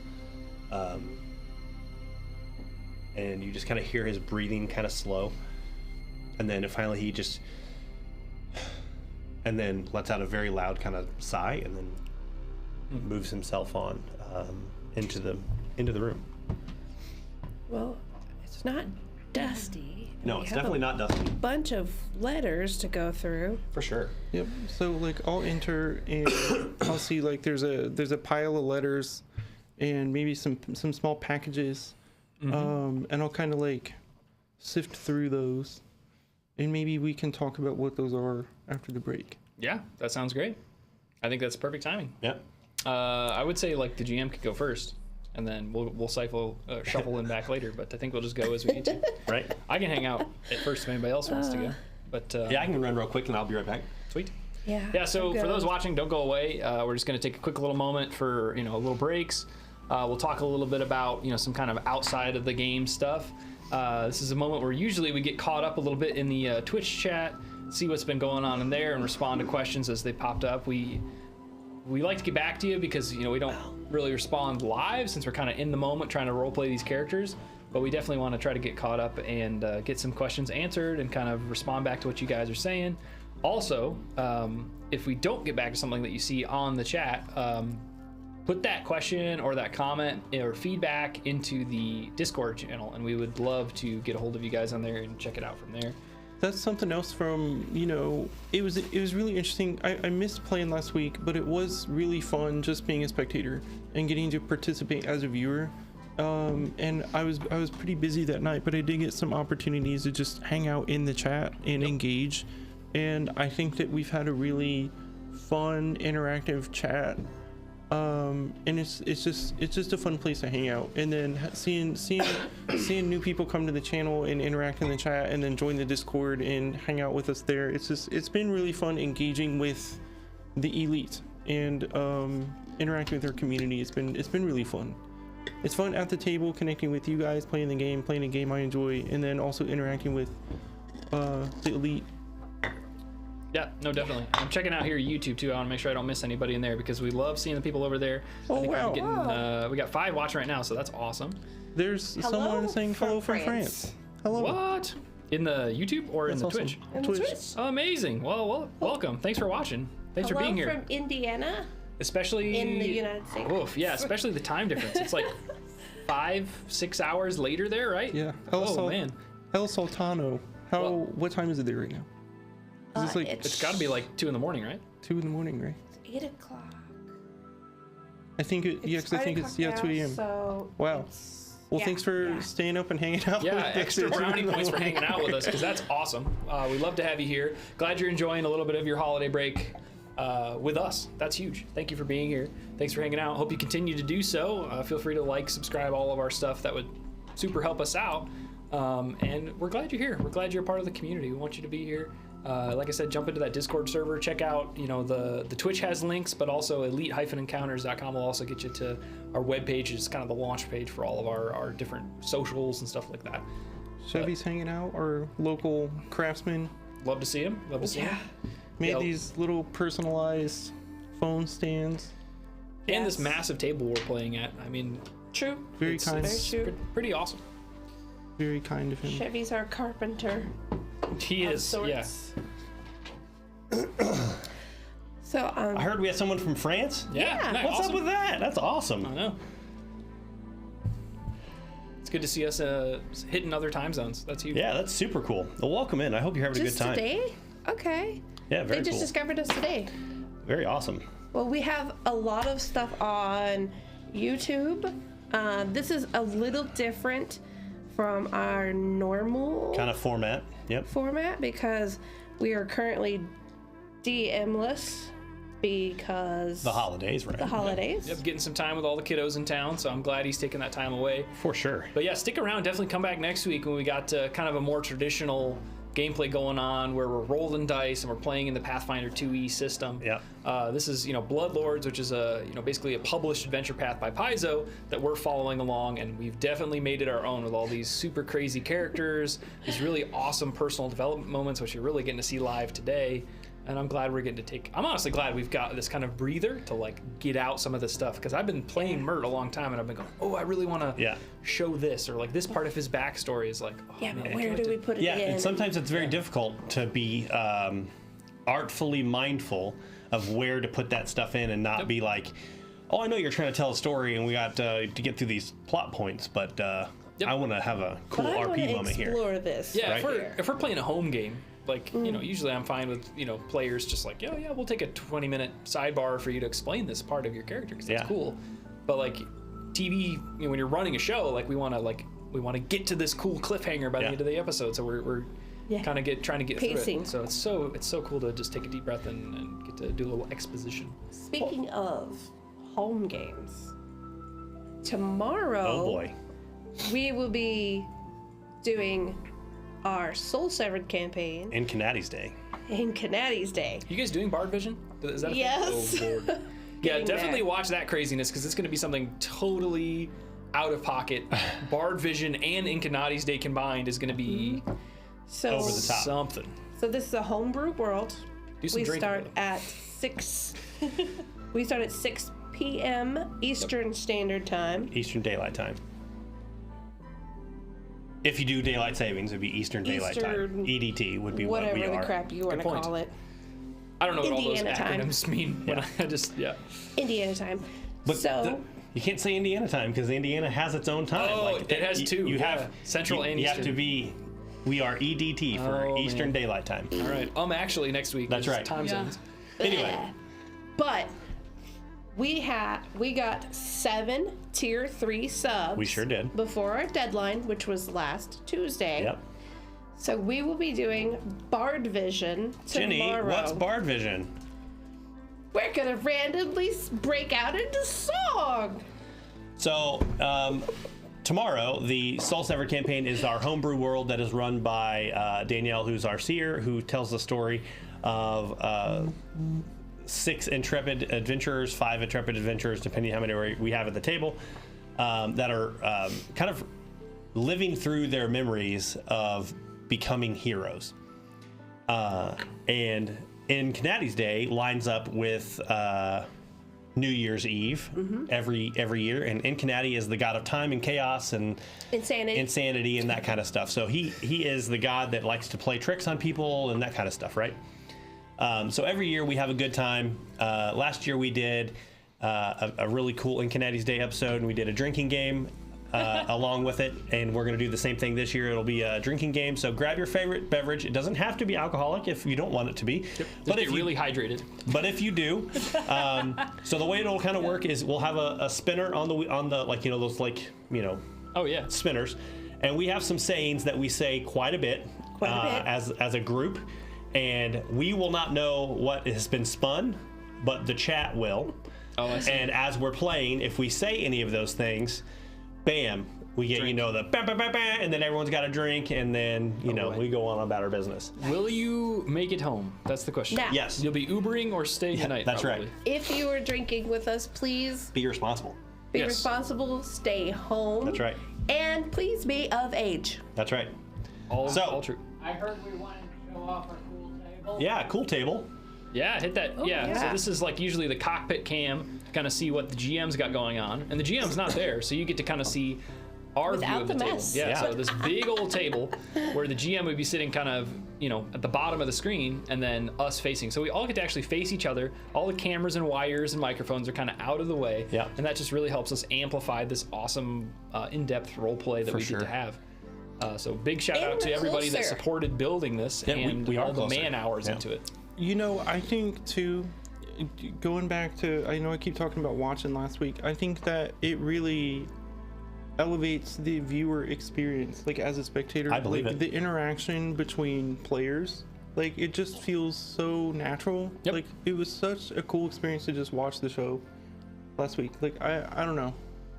I really excited. I will say the week that you guys ran Our logo. the frog. Dawn of Frogs. Yes, Dawn of Frogs. It wasn't our normal show, and it wasn't the normal thing that we did. But man, I was not feeling well, Yeah. and I got to just like lay upstairs and watch the show on YouTube, and it was great. Like I had a great time. Yeah. And I came down after the show, and I was literally surprised. I don't know why I am surprised, but the quality of the picture and the image and the stuff The that you got to sound- see and the sound and dude, the lights. It was so good. Yep. The chemistry between the players, Yeah. like it's great. Yeah, just to call back out, that is what kind of makes this channel special, right? That's That's right. what makes Soul Severed special. That's what makes this special is we have, this amazing technology, this amazing, support, all the AV equipment, this awesome table to bring you guys really, really high quality content that, looks awesome Yeah. and is fun to listen to. It's not scratchy like you're, recording it with like a lapel mic. Yeah. It sounds awesome. It looks great. That was the first episode. Yeah, for sure. We've come a long way. We've come a huge long way. Yeah. Due to a lot of care and love that goes into what we do here. Absolutely. And not just the tech, but also the degree of preparation that our GMs Yep. bring Yeah. to the shows. Like totally there's agree. a lot of care and preparation and intention that goes into preparing to make these episodes happen. And I'm really excited to be a part of it. Yeah. High quality, and then we still get that in-person, old school. We're playing together. We use physical battle mats with hand-painted minis. Yep. We Rolling got dice. The best of both worlds going on. Yeah, rolling physical dice. Yep. Hot take, but I cannot stand digital dice rollers. When they land perfectly cocked and it tells you one or the other, Yeah. I'm like, this is what I don't You're trust like, you. I don't trust you. Yeah, I don't think trust so. issues. I have trust issues with digital rollers. That's my personal. I had one that rolled. It showed a natural 20. It was flat on the die, and it was like 2. And I was like, No. "You are a liar and a scum." Yeah, I don't do digital dice I rolls. do like the sound of the dice going Oh, in yeah. my hand and The dopamine drop. It is that. Yeah, and also the tension of the moment when you're sitting here and you're just doing this for like 30 seconds and you're like, I don't want to let this dice go because that Right. means there's going to be a result on the table. Yeah. You're like, I have to roll a 14 on this die.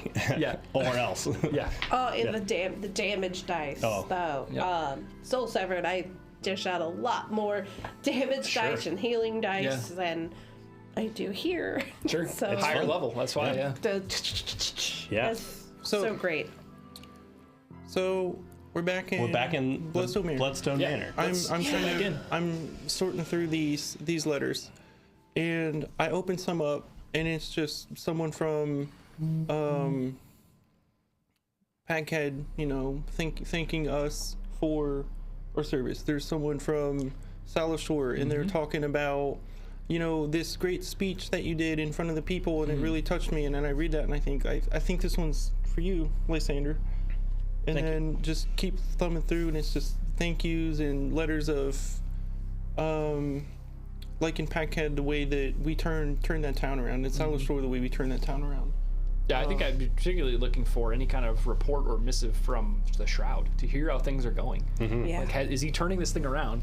Is the Carter's Consortium getting a new footing? Because, I mean, you particularly kind of had some interest in the Carter's Consortium, this kind of defunct faction that may make a comeback, and we may have a great hand in that its return. Sure. So Yeah, so I'm like flipping through these letters, and I see it's like a nicely, like, not bound. It's a nice parchment paper with like a nice wax seal, and I think this might be what you're looking for. yeah, so I definitely cracked it open, read it over, and it sounds like things are moving. Like without Decroja's crazy, fixation on producing alchemical products, they're getting back to building the metallurgy, all like the farm equipment, that kind of stuff, and starting to maybe turn a profit. I mean, it's still in the setup phases, but it sounds like they're making progress, and that's super Better than exciting. nothing. Yeah, that's super exciting. Because we definitely want powerful friends all over Geb. Right. For sure. Is that the whole report from the Shroud? That's pretty much it that I know of. Yeah. If you want to look it back over, maybe something you missed. Yeah. Nothing I know of. But yeah, lots from the people of Sallow Shore. They're really happy with what we did there. Yeah, we really saved that town from. Well, there were several citizens that were cursed horribly, and those were broken when we defeated Sani. Did we get the temple? Did they get the temple back on running? That's a good question. I mean, it's probably still underwater, but I think that I think they were with talking enough, about. Yeah, Lacedons Yeah. and lizard folk. yeah, I think they were talking about doing one up on shore. up on shore. Yeah. I hope one day. That's that gift card guy. I hope Gift there's. card. Hope I can get a hat like him one day. Yeah, I saw a letter from Gishkar to. of TJ course. is on it with the character art. so good. He's like pulling 3 books worth of character art out and just throwing them up for us. Yeah. Love it. Yeah, So Kishkar good. and his Yeah. 2 hats he wears, his underwater and his above water hat. Yeah, Well, we'll be here for some time. for sure. Lysander will, as this is kind of going on, Yeah. he looks very preoccupied, and he kind of takes the letter, thanks you for sharing the stuff with him, and he will just kind of retire to his room. And you hear like the door kind of not slam shut, but it pull shut, and then you hear like if there were to be a lock on the door, I imagine that he would kind of like flip the lock. Strange.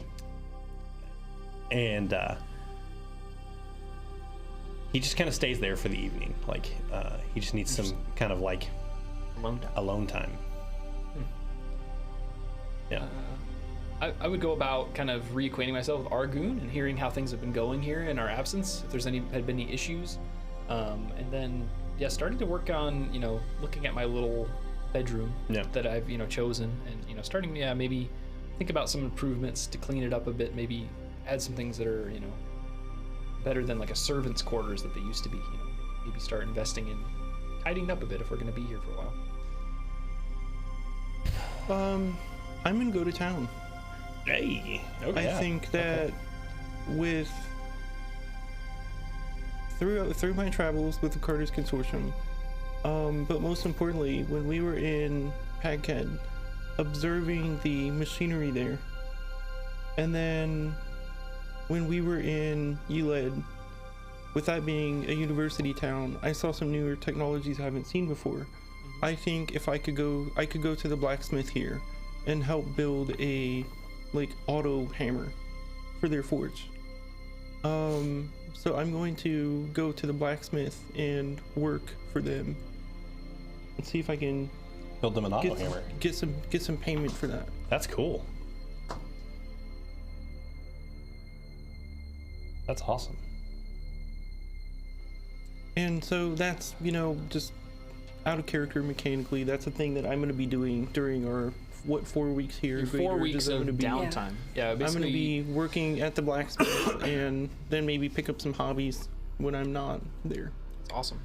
I'm going to spend a lot of time in the basement. I will spend some time there as well. But I think after that first evening that Lysander kind of spends by himself, he comes out the following morning, and you will notice some very distinct differences as we are now level 8. Yes. You will see attached to one of Remington's hands is that finger from the Etten giant, What? and Remy is now size category large. Large? He is large. Oh my gosh. No way. Yes. That's awesome. Almost like Wow. the brutes that we fought in that brewery. Yep. So That's a big can boy. can you describe what that looks like? Yeah, so- what, are his clothes still on? So Like, is his he- clothes are still on. They were oversized for him previously, and so as he kind of grew, like all of that stuff kind of stretched kind of tight.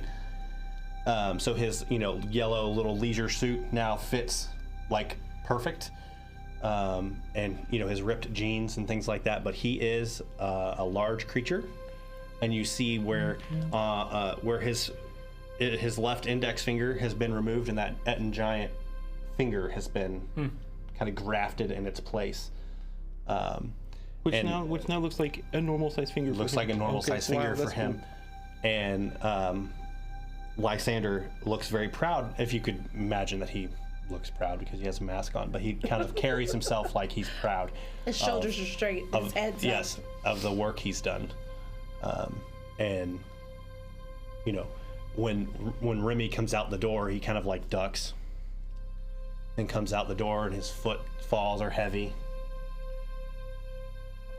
And Lysander just kind of like walks behind him.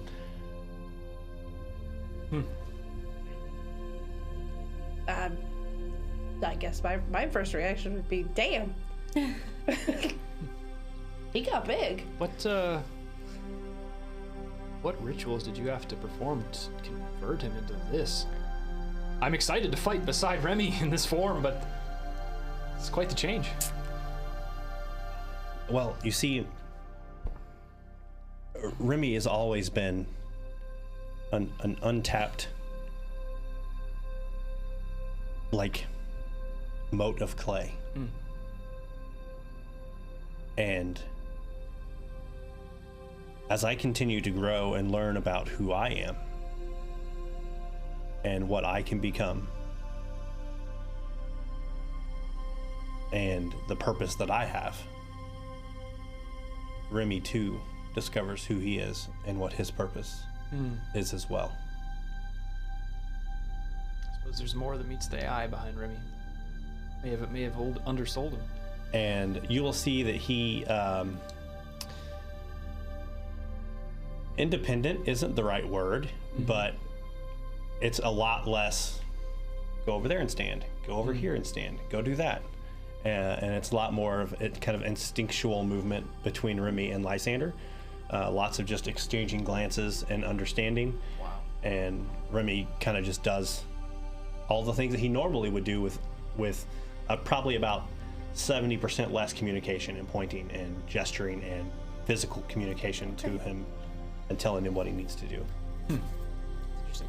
Yeah, you'll see, like, you describing that in the coming days. You'll see Mert spending some time in the yard, you know, kind of practicing and training himself to fight. You know, he's been fighting a lot with just that bastard sword in both hands, but he's always had that gaff and that Caesar on the belt that he kind of, you know, pulls out in special occasions. But you'll see him practicing wielding the Caesar and the blade, you know, kind of in concert with each other and learning to kind of combine their strikes to, you know, kind of get foes off guard and also use both of the weapons combined to kind of increase their power. So you'll see him doing a lot of practicing dual wielding as he's trying to hone that capability. Even probably going into rages, you know, out in the yard and practicing with both of those weapons, or maybe, you know, different combinations, the sword and the gaff and the sword and the Caesar. That's very cool.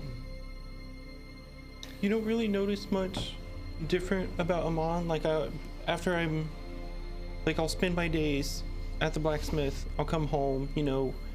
Can zombies sweat? Do zombies? Does your zombie sweat? That's what matters. do zombies? So basically, I'll come home, you know, covered in soot, smelling like the forge. Maybe you'll see me like popping my elbow back in or something. And I'll come in. Maybe I have like a little like bundle of cloths where I'll unwrap it and there's some just scrap metal, and then I take it. I'm gonna basically spend my time. Sorry, I'm getting a little jumbled up here. So my days at the smith, like after it's closed, I'm gonna spend like an hour or two just collecting scrap metal from the day, and at the end of each day, just kind of crafting something. And then when I come home, I'll have this little bundle of metal where or a bundle of cloth where I'll unwrap it, and it has just like a little chunk of silver. And I'm gonna go to the crypts underneath the manor and kind of spend some quiet alone time there contemplating. A lot has happened for Amon with, you know, this whole identity shift right? Of like who he thought he was, and then that being just taken from him completely and turned into something that for so long he's hated, only to realize that what he thought he hated wasn't what he thought it was. So in order to, yeah, that's Zareth. That was before. That's the before Before and after photos. and after, yeah. Before. So basically being So good. yeah, being turned into the thing that he hates, only to realize that what he thought he hated wasn't what he thought it was.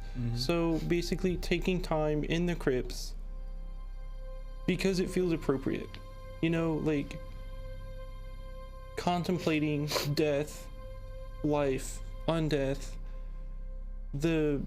because it's like bones encased, like the walls just like bones and skulls and stuff like that, right? And just like wondering like what were these people like in their life, what was my life like, the people I knew in my life, the people I know in my own life, just really taking the time to work this little clump of silver, like crafting it with these small tools and just molding it into something, while taking the time to just quietly contemplate what's been going on with me up till this point. It's very cool. So spending my days at the forge, working over a little bit to craft something, coming home in quiet contemplation, working on this clump of silver, and that's how I'll be spending my time here. Of course, interacting with Sure. the other Yeah. characters as well when that's not happening. That's interesting. So a majority of my time I'm actually spending in the basement. Yeah. So when you come down there, like we left The it. reflection pool. We left it kind of Yeah. like Gross. there's bones and like what you would imagine from dusty old crypts and cells. Coffins. Yeah. So it's clean. Ooh. Like all the dust is like Fumigate for all the osteobites down there.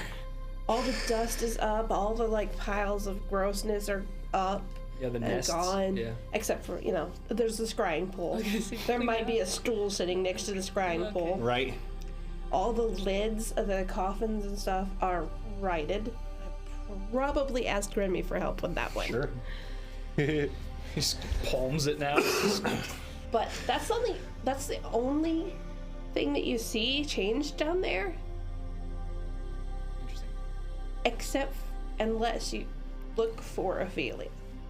She is in the secret tunnel Oh yeah. with the room where Yep. where the skulls and the bone fairy was. Yep. And my cauldron is set up there. There you go. I'm imagining me like lifting my feet while you like sweep under them while I'm working on my Right. piece of silver. That's wild.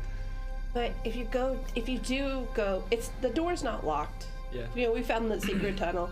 It's not shut. It's not closed off. Like anybody can come in there. Yep. But the lighting is very low. It's very shadowy. Yeah. All through the hallway and into that space. That's very cool. And there's obviously she spent most of her time here Sure. with the cauldron. That's fun. Yeah, Mert would probably spend a couple days like resting and reflecting before going about finding something to do during the downtime. But I think he would kind of go down to the basement, check out what everybody's doing, and yeah, it would kind of make sense to him to find you in that back room. Be like, this makes sense. I remember that you described that bone fairy comes from the shadow plane. So the connection to the shadow plane would be strongest in this room. Yep. That makes sense for you to be here. And maybe, kind of discuss a little bit about the shadow plane with you. Yeah. Maybe kind of Can peek take a over your lot. shoulder as you're whittling or forming this, lump of silver into something. So I'm also taking these formulas that I got and working on those. Sure. So Yeah, you got tons of alchemical ingredients from Sani to work with, so you've definitely got time to make them into things. yeah, I have a few formulas that we got from the bar, Mm-hmm. and some of those might help when we're in battle. Sure. I plan to stay a little bit further back than I Sure. have been. Get the bombzooka. I got the bomb thing and the sweet ass the sweet ass crossbow. Bombzuka. All right. Yeah, so that'll be perfect for you. Yeah, definitely. Yeah, Mert's gonna probably spend his time going back to the bank and seeing Ooh. if they need any help with the accounts. They may not be up full running again yet now that the Builders League has kind of reclaimed it. So, you know, if there's more kind of freelance work that needs done, he'll definitely go around. But he's gonna try to go do accounting work That's for the fun. day. And I did roll, and I got a crit success. So I'll be doing that. Look at you. On and off Doing after I get my serious first days. accounting work. That's right. Yeah. So I, you know, the numbers. Yes, I see the numbers within the numbers. So how do you do that? There's macros in that Excel. How do I do that? Yeah, how do you Yeah, do the Accounting? no Or the downtime? Earn income. Earn income. Earning income. That's a good Why question. why don't we talk about that? Because like we kind of talked about it a little bit, but just for the sake of learning together. Yeah, so yeah, to step out of character, Grey Dirge is a level 6 settlement. So, you know, we can really only do level 6 tasks in this town. But there is a DC appropriate for the task level, which is usually just 15 plus the level. So as long as it's something that's generally acceptable. Like me and Joseph were talking off camera, like, why is that DC kind of easy? You know, well, because everybody, you know, every town has a bank or a forge, and you can usually go help out. However, like your GGM might decide to increase or decrease that DC. Like if you're gonna go do, like my example I like came up with the other night was like, if you went to like juggle for a bunch of refugees, you're not gonna get paid as much as you would like in a big affluent town. Right. So your GM might up that DC. But yeah, basically, you know, for level 6 task, it's a DC 21, and you know, you roll to succeed on your first day. And if you succeed on the first day, you can keep that roll and just carry it out until you stop doing the 22. job. 22. So what would be like alchemical crafting would be one of those things. Yeah, so if you're gonna earn an income just alchemical crafting, then yeah, same deal. Yeah. You would roll, and if you succeed, then I think it's level 6 is 2.5 gold on a success. And it's a little bit Depends- more than that. What's your 2.5 for what's your critical proficiency success. level? What's your proficiency level in crafting? Just trained. But Trained I rolled a 32. would be one gold, 5 silver per There you go. day. Yeah, so 1 gold, 5 silver for each day you spend earning an income crafting. Now, if you're gonna spend days specifically crafting items, that's kind of different because you're making specific items for us to use versus like Yeah. you're just spending time, you know, crafting to sell stuff. Right. And then to touch on that a little bit, because I'm crafting something. So if we have 4 weeks of downtime. If 28 we have days, yeah. 28 days of downtime, I'm gonna spend 6 of those days, just mechanically, 6 of those days are going to be spent crafting. Then 22 of those are going to be spent earning income. But since I've dedicated so when you craft something in downtime, if something costs 50 gold, then you pay half of that up front, and then you can craft the item and pay the monetary difference to have it ready then. Like you're basically buying the rest of the materials. Yep. You can continue to work on it each day and decrease the material cost of it. Let's just say you're going around and you're finding materials on your own, or you're crafting things on your own to use for it. So each day you can reduce the cost. Yep. If The you same work- as if you were earning income, basically. Basically, yeah. So what I'm doing is I'm taking 1 day to work on this little clump of silver I have, and then 5 days to work on this other thing I have, and I could have it in 1 day if I paid the cost of the materials. And I found a formula from the blacksmith to craft this item. So I bought the formula, I started crafting it. I could have it that day, but I decided to keep working on an additional 4 days to reduce the cost according to a table. So, but flavor wise, I'm kind of peppering that into the downtime. That's very cool, so, yeah. Yeah. So I Yeah, I you can went ahead certainly and rolled. make I your got roll, a yeah. 32. Yeah, there you I go. love these dice. So 32 would be Okay. a crit success, and I believe that's 2 gold per day. So yeah, every day of your downtime that you're, So know, this is income earned? Are you earning income or are you Yeah. crafting? she's earning. Okay, Yeah. So any day you spend earning income is 2 gold per day. So yeah, if you, yep, DC was 22. If it's a critical success, each additional day spent crafting reduces the. Oh no, wait. I'm It still on increases the task level reward by 1. So, yeah. So two per day for every day you decide to spend crafting for, you know, to make a Yeah. profit, as opposed to, you know, if you're going to take some days to craft specific items. Very cool. That'll be for your own on your own dime. The task level plus 1. Right. And your proficiency rank. Yep. rank. So that would be 2 Yep. per day. So 28 times 2. Yep. What about 66. Alara and Lysander? Yeah. What are you doing? Alora, like she's spending most of her mornings. She likes to get up fairly early, with Greybeak, who has come back. So she just kind of flits off, and it's spending most of the mornings.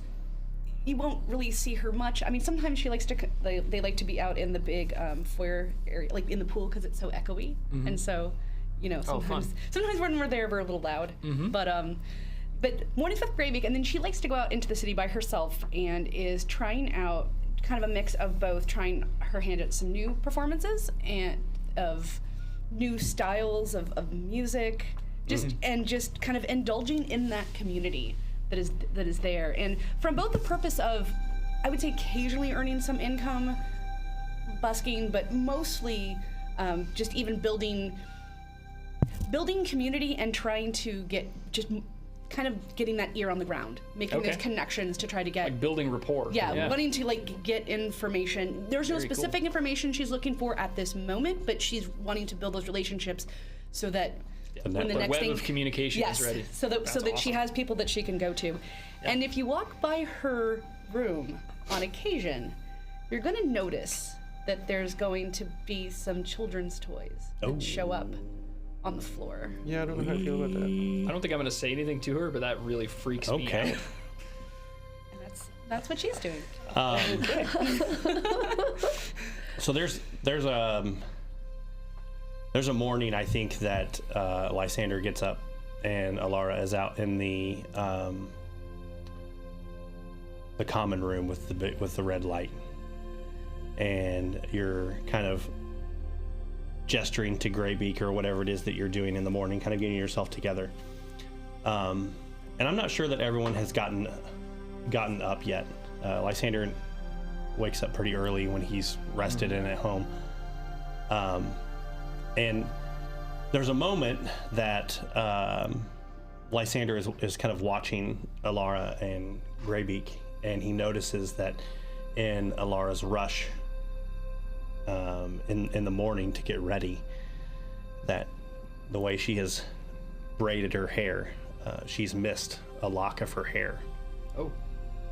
And Lysander doesn't even think. He walks over and starts braiding her hair.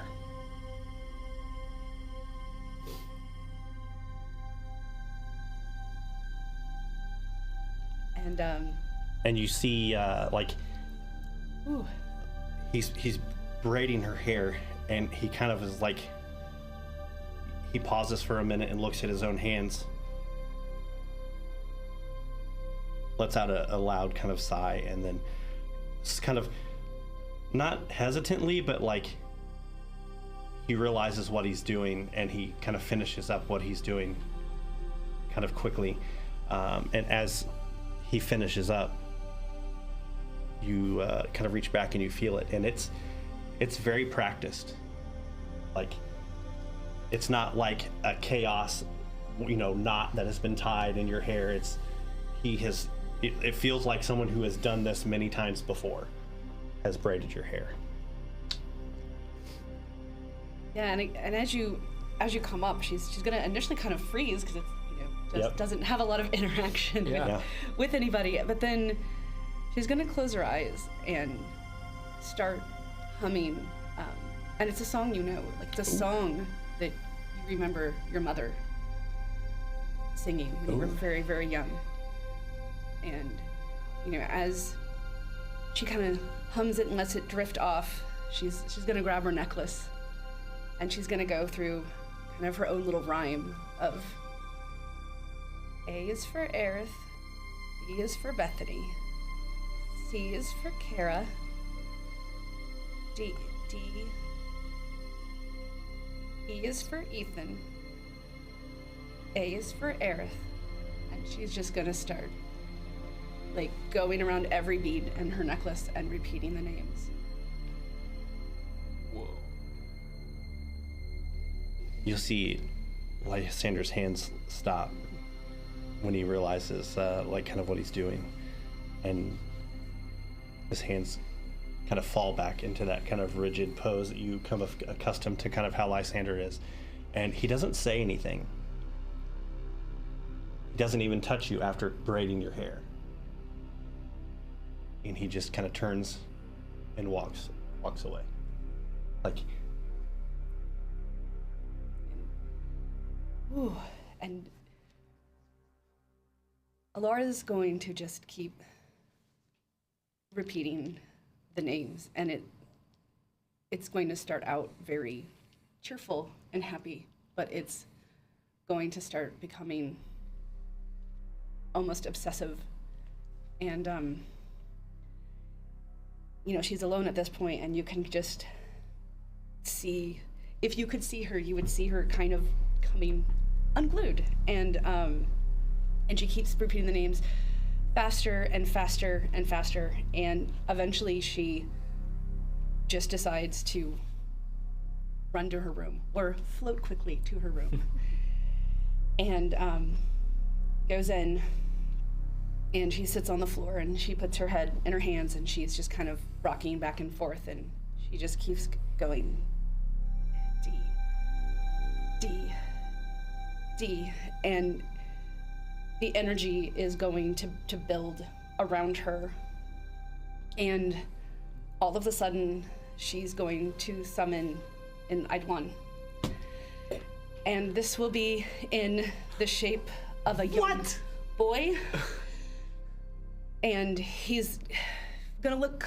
ghostly, but almost like parts of him are fading in and out, and he's maybe 8 years old, and because it's like pieces of him, like he's there and he's not, and she's just, she's dumbfounded. She's just staring at him, and she says, Daniel, and she's doesn't even breathe anymore in the normal sense, but she can't catch her breath, and she is just gasping for air and doesn't know what to do, and wants to run but can't move, and so she just sits there and stares at him, and then everyone that's in the manor at the time, so within like a 500-foot range, is going to hear in a young child's voice, she told me not to touch him.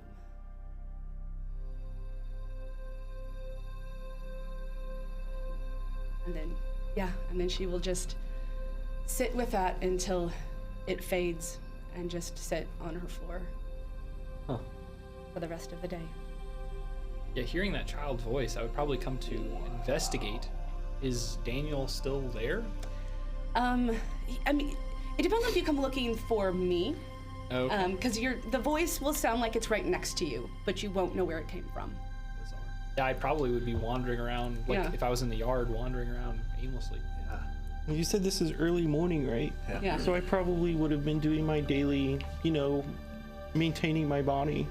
And maybe I perk up almost like hopeful and excited, thinking maybe it's you and Greybeak. Okay. And then I hear the words and I just almost like sink. And almost make a mental note to look into that later. As I, pop my joints back in place. Would probably just come back. I'm gonna come back up from the basement. I only have to sleep 2 hours, so. Yeah. Yeah, and he, I would imagine him being there about an hour. So, Ooh, okay. if you come to find me and open my door. Yeah. But like I said, you wouldn't my know goodness. where it came from. Oh my gosh. Jeez. Yeah, I probably wouldn't find it, because I'd probably be like, what's that? I kind of look around, I check the cells, the coffins, and upstairs. I probably wouldn't, and I'm definitely not gonna enter your room without. Oh look, map. Nice, look at you go, TJ. Yeah, so the Oh. map of the basement, you can kind of see that secret hallway on the west side that leads back into the bone room Oh, the whole hallway is Yep. bone. Yep, where Ophelia has been. You're a beast. Working on her alchemical stuff. This guy's got it, dude. No. Yeah, there you go. And then the main floor. This is me. That's so good. Yeah, and then there's the main floor there. So yeah, you got the entryway, the big great room where that red light comes pouring down. The large bedroom is Lysander's, and Yep. then the small little sleeping chambers are for the rest of us. That's awesome. Yeah, thanks for pulling that up. That's so good. Yeah. I found them for him and sent them to him. It's nice to see it. So did anyone actually see Daniel during this, out of curiosity? Doesn't seem like I feel like it. I didn't, but wow. But it seems like we're all aware that something Something happened. happened. Something is going on with a little boy's voice. Yeah. Somewhere. I think Lysander will he kind of almost like drone, like just kind of flips a switch and goes into work mode, and you just kind of see him move through the manor down into the basement,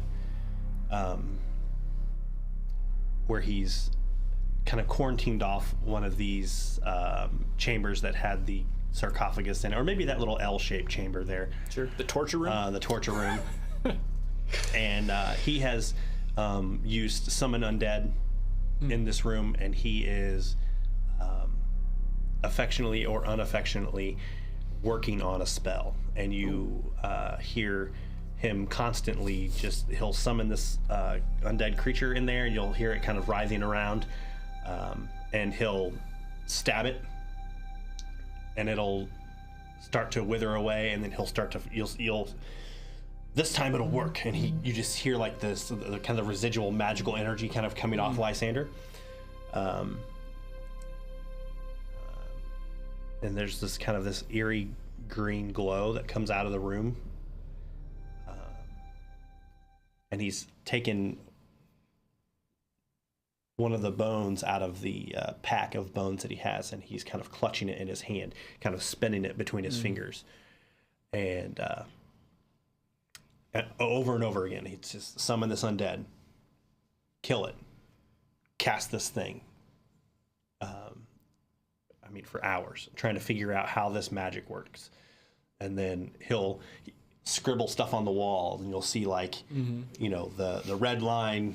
This kind of energy goes like this and this over here, and he pulls out his notes and he starts looking at the scribbles that he took about how Mert is able to hold on to things and like force himself to be real. And Lysander is kind of like taking that information and trying to like work that into this energy.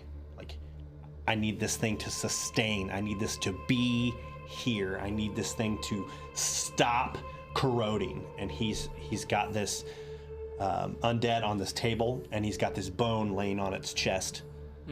And he is just pouring this energy down over top of it, just trying to force it from decomposing. Because when you kill normal undead, they just immediately start to like fall apart and crumble. So for the next 2 weeks, Lysander is going to be deconstructing and reconstructing a Bind Remains spell, which is essentially the undead version of Stabilize. Wow. That's incredible. I think being on the other side of the wall from you, I could probably Oh, you can hear him. definitely hear you. I think at some point there'd be a light knock on the door. I don't know that.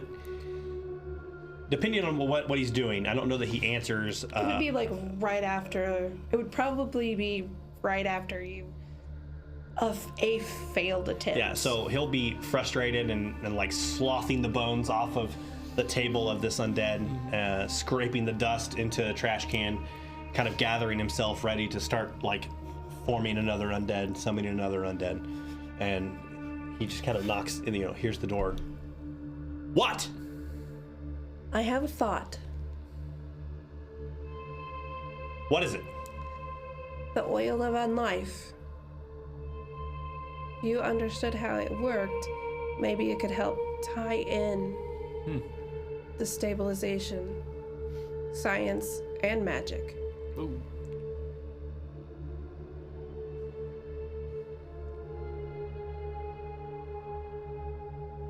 I can't make him stay. Nothing is going to make them stay.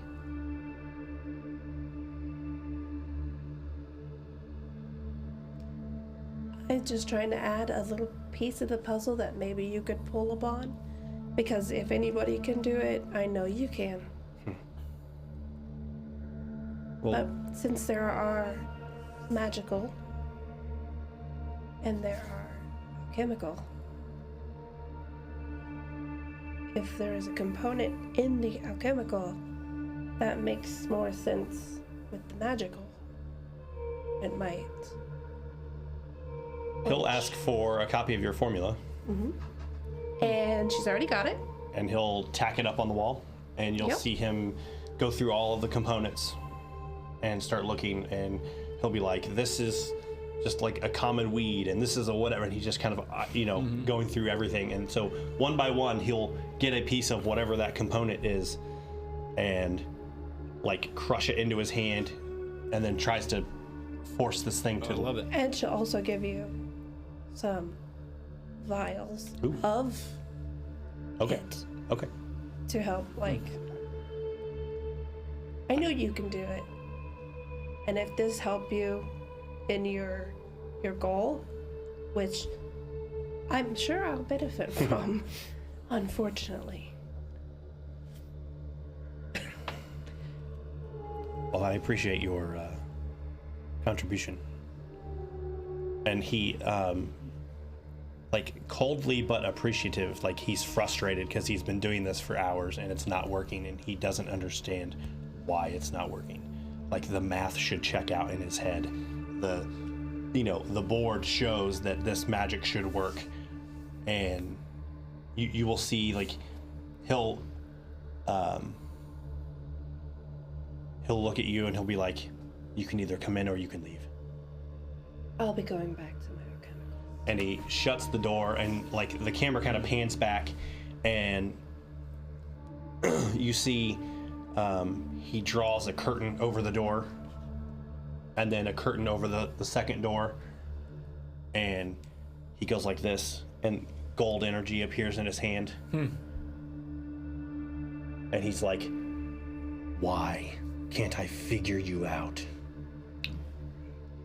And then he goes like this, and you see like a flicker of like green energy kind of emote out of his hand. Ooh. I'm gonna imagine. So TJ, can you pull the map back up of the basement? I'm gonna imagine, like, while I'm down there, working on this chunk of silver, I would be in one of those rooms with the sarcophagi on the right. Just like maybe the door open, but I'm kind of kneeling on the ground, working on this piece of silver. And since you're across from that, Yep. I'd imagine I'd see like the light coming out from the crack under the door or something like that, or maybe I hear your groans in frustration or something. So in the evenings when I'm home from the smith, like, I'm aware of that you're doing something in there. Sure. And then if you're doing your rounds around the manor and you see me, you see after a few days, like, the chunk of silver very clearly is starting to resemble the shape of a fly. That's incredible. Yeah, if I run into you, I definitely would say, oh, working on a holy symbol. Yeah. I suppose your reflection in the crypt has helped you reconnect yourself with what undeath means to you. I'm kind of like very, very focused and intently working on it. I'm like, yeah. Just kind of, yeah, like carving divots into it, and maybe I have like snips where I'm snipping chunks off and working Making it shapes into it. very, very intricate. Yeah, and I think that Bert would definitely be very proud, almost. Like, I'm so glad to see you step into this next step of what you find undeath to be. It is a gift. It is something special, and any previous reservations about who you were before you became undead, I think, are dissolved at this point. But speaking of when like all these things happening down in the crypt. When Mert comes home from like a long day at the bank, and he steps inside and he hears these screams from the basement of some unspeakable undead creature that's being destroyed in the basement. Like he has this moment of clarity where he just looks down at his chest and he sees a blade plunge through it, and he falls to his knees. Ooh. And he sees this pool of liquid pour out from in front of him on the floor, and he doesn't understand what it is. He closes his eyes and opens them, and the blade is gone, and the liquid pouring out is just his inkwell that fell out of his briefcase. It's poured out, you know. He's shocked by what he saw, but realizes, oh shoot, I need to clean this up. This ink's gonna ruin the floor. So he goes about cleaning that up, and then thinks, I need to see Lysander. So he'll go to his room and, you know, take some quiet time to himself. But once you're kind of done for the day, he may come knock on your door late at night, you know, once you're kind of done with your thing, to kind of ask you. Lysander will come get you. Yeah. And he'll kind of, I need you. Oh, okay, what do you need me for? Grab your blade. You'll pull that out? Yep. Come with me. Lead the way. And he drags you kind of like hastily down the stairs. I move slower than you, but he's walking with purpose down the stairs. Okay. And he kind of throws open the door, and you see just a ramshackled room of just like undead after undead after undead that have been like... Yeah, just destroyed remains. Yeah. I've got it. And he reaches over and he picks up a skull. Okay. And he throws it at Mert. Okay, I will react and try to grab it with Ghostly Grasp. 19 on the die. Grab that. It's got Catches me totally off guard. It's got to be reactionary. And I summon an undead monster in front of you. Yeah. Kill it. I don't know if I... Kill it! All right, Lysander, I trust you. Yeah, and I'll basically float above the table that you're working on and turn my bastard sword down with both hands and just right into the chest as hard as I can. And as you're driving your blade through him, Lysander goes, "You will stay!" And this energy explodes out of his hand as a reaction to him falling. And you see this undead, though the wound is grievous and you've split him open, it looks completely held together. And his body, though destroyed, as in like he's dead, still very much in form. Yeah, looking down and seeing that, I'll just kind of like almost slump and fall off the table. And, you know, when I come to him, like, Lysander, heal him now! Use your crystal or whatever. I can't do it. Like, you know, you'll see me like fumbling for my medical tools and like not able to do anything to him. Nudge the scales and just give him like 16 hit points, and you'll see him like the bottom part of his arm kind of dissolves away and the energy transfers to him, and you see him go and his body just kind of shakes and shimmies and pulls back together. Oh my goodness. Lysander, you've done it. I didn't know what on earth you were doing down here, but now I understand. You've done it. This will be a great boon to all of us. None of you will ever leave me. Spoken like a true bloodlord. Thank you, Mert. Of course. Lysander, Yeah. you could come see me once you're done for the night. I need to speak with you. I think I'm quite done. Okay, come with me then. We'll go up to my little bed chamber. Or maybe your room. I guess it's a little more spacious. Sure. Or maybe a little more private. And ask you, when I heard those sounds from upstairs, it revealed something to me. Something I need to understand. Can you, working at the bank is also, I think, teed this up. I can't explain it, but it just feels strange. I keep having these visions, these thoughts. I'm hoping you can help me make sense of it. I've seen the way that you've looked at Amon's weapons to read the emotions in them. Perhaps you can do the same for me? And he'll reach and grab his inkwell and quill and hand them to you with quivering hands. You pass that down. So, with the glove still on, he kind of takes the inkwell and the quill, and he says,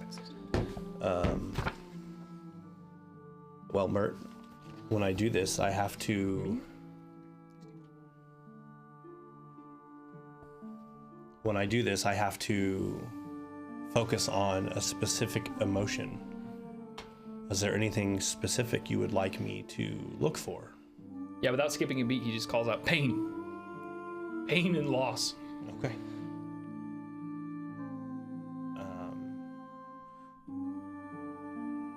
He'll pull the glove off.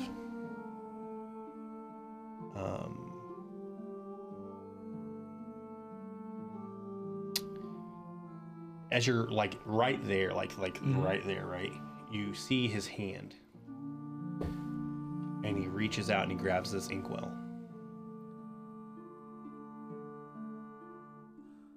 Because you're really close, you can tell his hand, like, he's got very soft looking hands, very manicured looking hands. Interesting.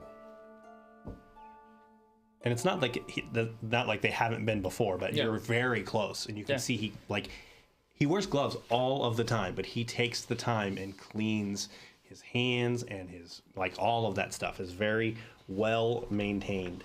Now that you're close, right? Yeah. Should one of those come over this way? Yeah, you can set it that way. Yeah, that's probably the most intimate interaction you and I have had together. We've had some good talks, but not late at night in your bedroom and seeing those hands up close, reading an item that's a very sentimental value to me, right? Right. My pen and quill is one of the few things I still have. Right. So Lysander will pull his glove off and he grabs a hold of the pen and the quill and the ink pot, and you see his eyes go if you're looking at him, his eyes just go white with fog,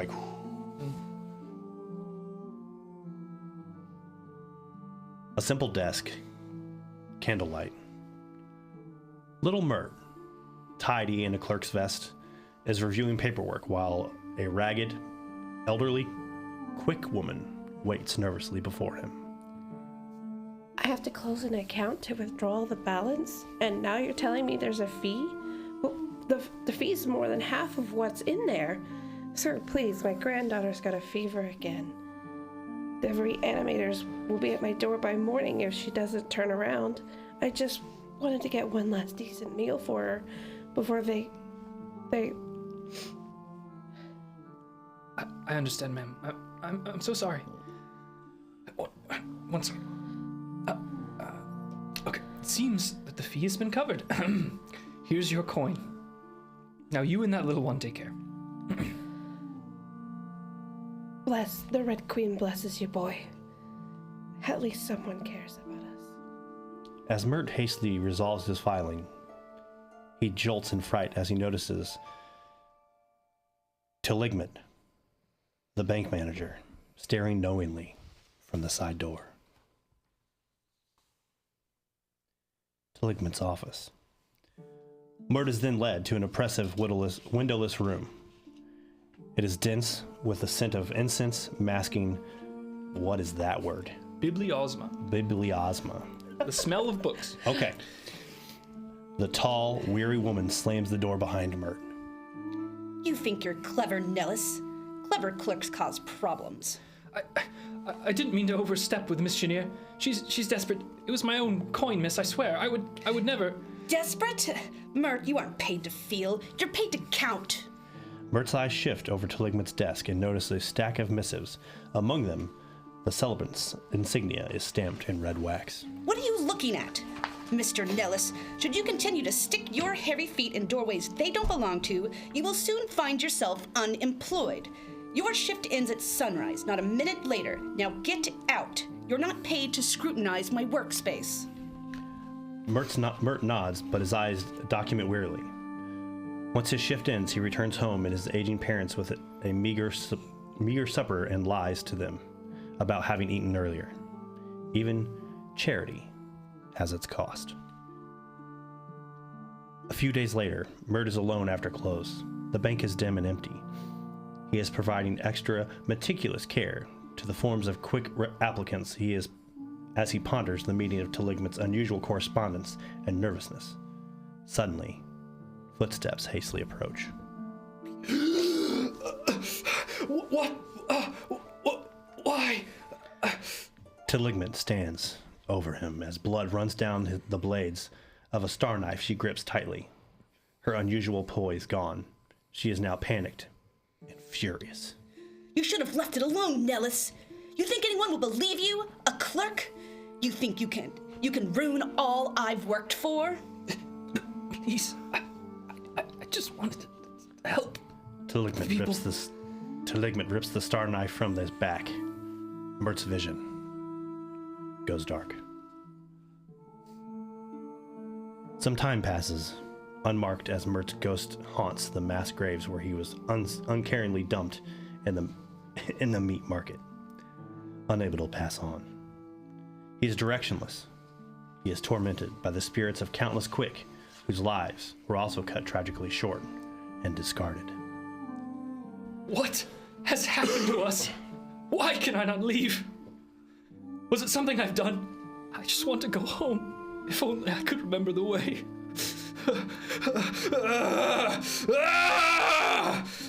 In a sudden spark of clarity, visions flash through Mert's mind, and then they're gone. He pleads for clarity. His pleas for clarity are answered. Well, Nellis, what will you do? Vengeance won't fix a thing. I may not know the fix, but perhaps I can outdo Teligment's cruelty. There are quick and Geb that draw breath. This clarity will come and go in fragments, but Mert's departure from the mound was fortuitously timed. Beyond his knowledge, a plot was unfolding that threatened the quick, not just of Grey Dirge, but all of Geb. A plot he and his new friends have now seemingly toppled, or have they?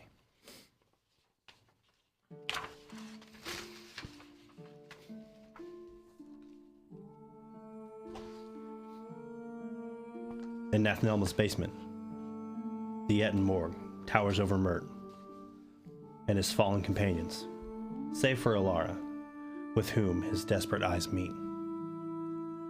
Come on, Nellis. You may have died a quirk, but this undeath is a gift. Use it! It is something more, something for them. Save them and every quick. Oh. You just see this moment of, him flickering out and just clinging desperately to his existence. And, the moments that unfolded of Lysander reviving him and him reaching for that blade that was empowered by Alara and dealing the final blow to the Morg, and then collapsing in exhaustion next to it as we begin to regain ourselves. You see Lysander clutching onto the inkwell, and his eyes clear.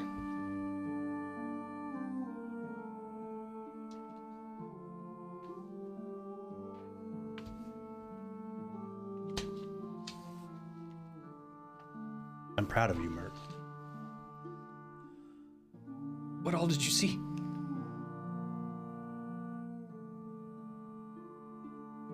I saw a clerk who was murdered because he cared. Someone who was told that you had no purpose and you were meaningless. But you were given a second chance, Mert. Purpose finds us in every form. I know that now, Lysander, and you've taught me that. You've taught me that this undeath is a gift to use. Not for all of you, but for all of Geb, and the quick within. The thing is, Mert, I think you knew that all along. I suppose I did. Although I did not have the means to do anything about it. But now I do.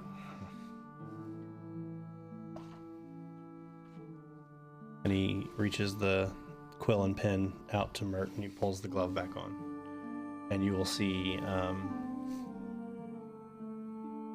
Lysander just kind of looks at him, and he says, Mert, I'm proud of you. Thank you, Lysander. else did you see? Who murdered me? Do you know? Is it clear? Is that information that you really want? I think I'm ready. I've spent enough time trying to understand what makes me me. Why I became what I am. Your identity of who you are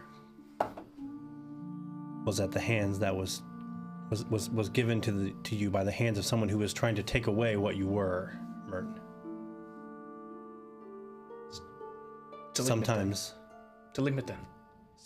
if we spend too long looking at the past, we'll never find our future, Merton. You're right. You're right. There's nothing I can do about her. She gave herself her just end. Can only move forward then. And as I said, for us and for Geb.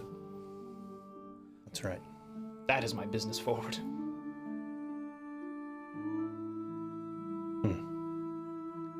For us and for Geb. Is there anything else that you learned about who I was other than a banker and a nobody? I suppose I'm curious. I know it doesn't affect who I am and who I will become. It's a hole in the back of my head I want to fill, if that makes sense.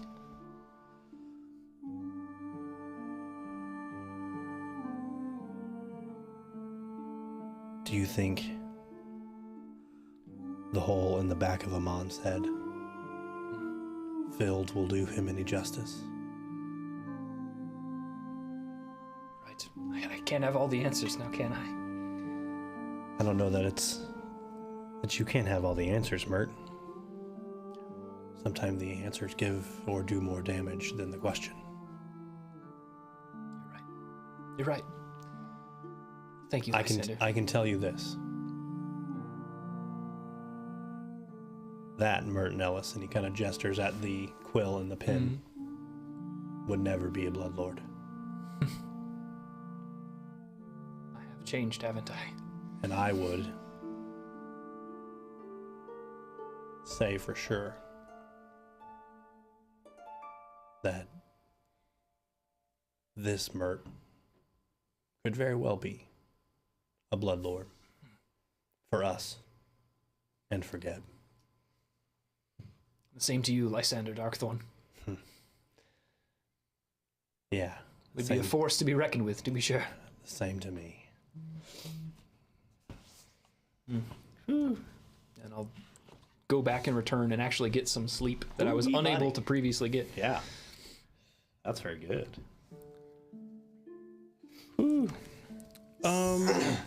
So one of the days after I come home from working at the like towards the end of our 4 weeks, one of the days I come home, I'll walk in and I'll go down to the basement and I'll go to the doorway leading back to Ophelia's room, and I'll maybe like get to the room and maybe knock, say, hey, Ophelia, and you see me and I'm wearing a very nicely, intricately crafted holy symbol of Urgathoa on a chain around my neck, and I'm holding like a bundle of fabric, and I'm almost like a little sheepish, a little shy. Like I was helping the smith in town, and I spent some time after each day. I would collect some craft metal, and well, I've watched you with yours and thought you could use these, and here you go. And I just set them down on a table and just kind of walk out. Thanks. And if you open it up, it's a very nicely crafted thieves toolkit. This is an infiltrator toolkit that would give you +1 on your thievery rolls. Ooh, to pick locks. very nice.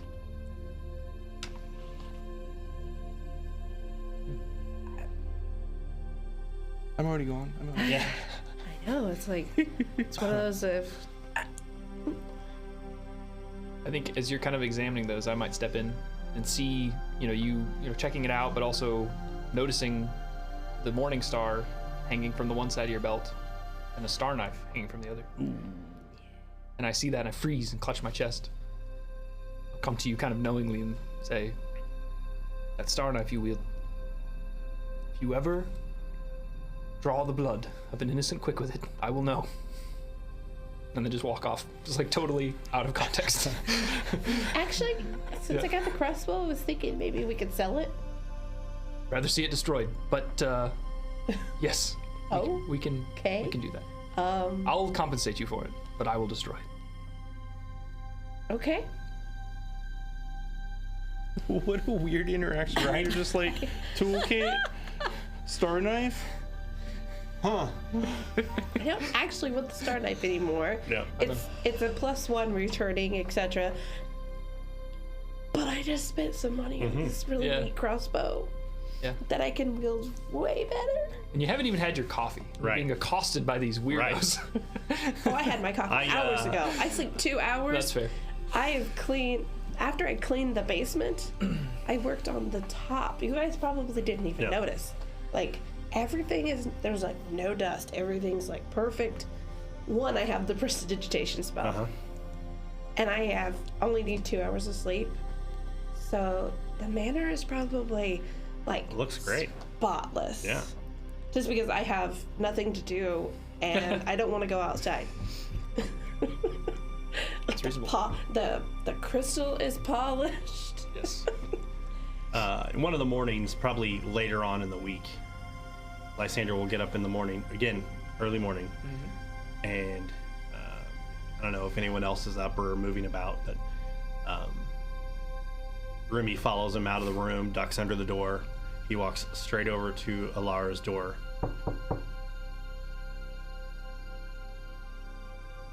Yes. Open the door, and Remy will turn and stand at the door.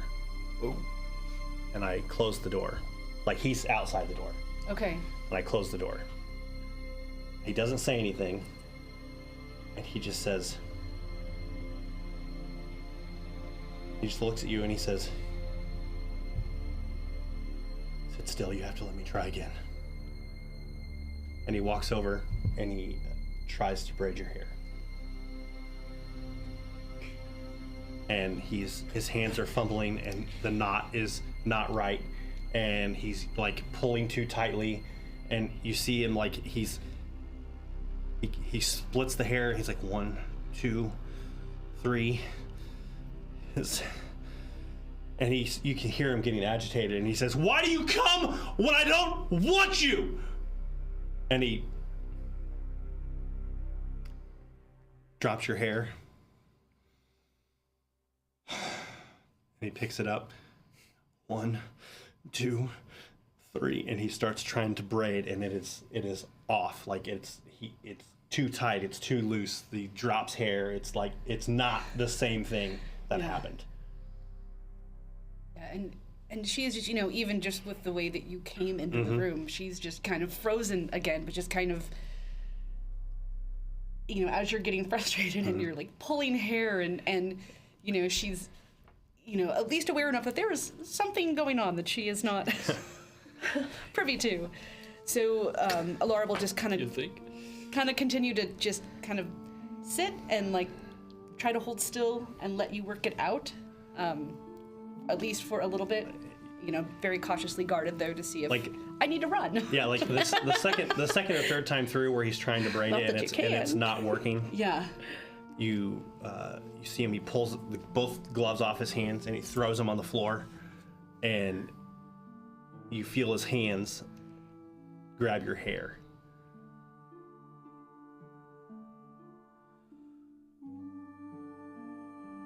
And he goes 1, 2, and in a very feminine voice it says 3, and then he braids the hair.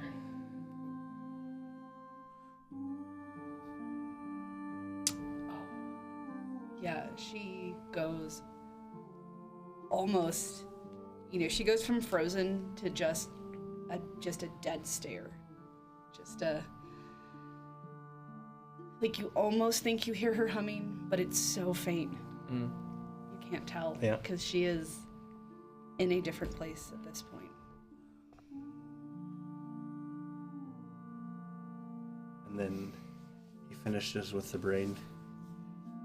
He pulls it out. He does it again. 1, 2, 3. And it braids. She reaches down to the floor and picks up one of the dolls and just brings it up and holds it.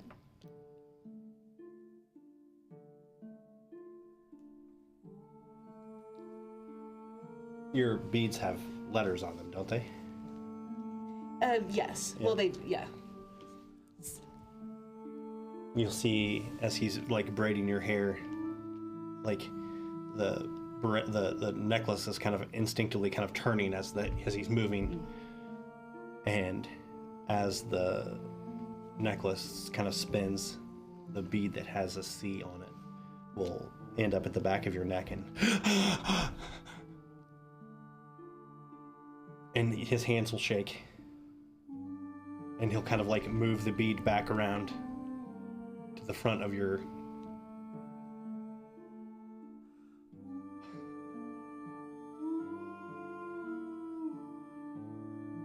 and then he tries to braid your hair. He can't braid your hair.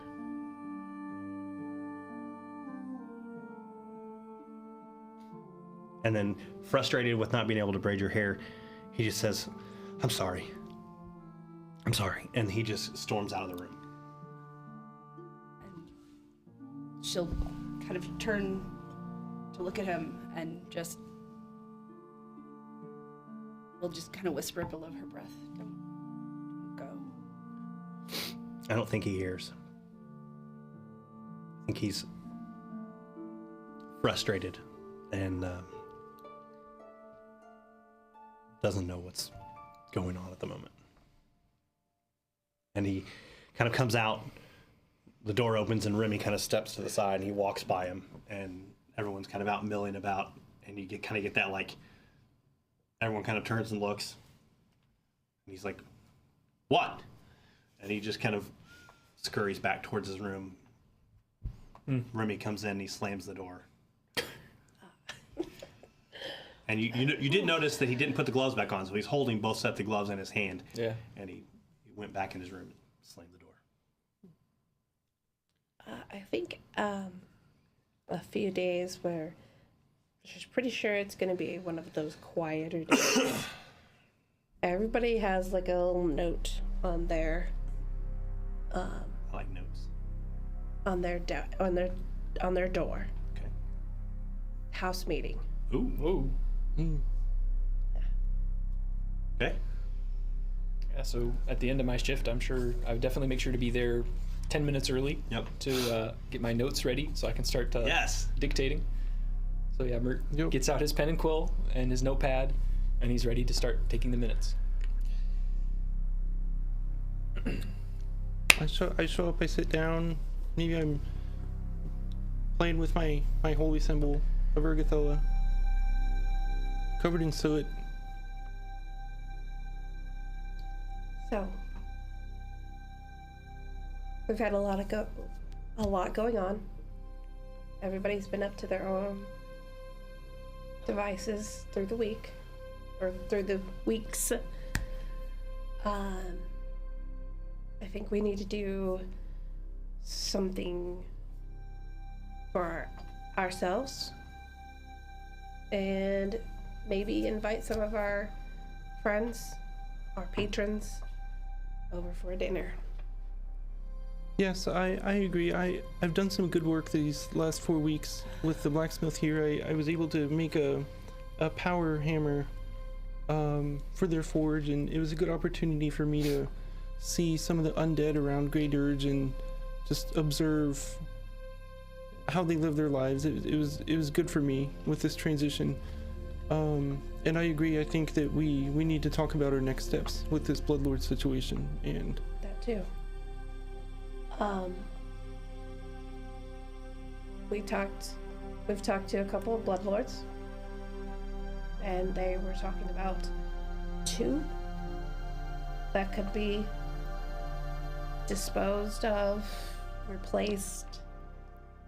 That leaves 3 of us without a position as a Bloodlord.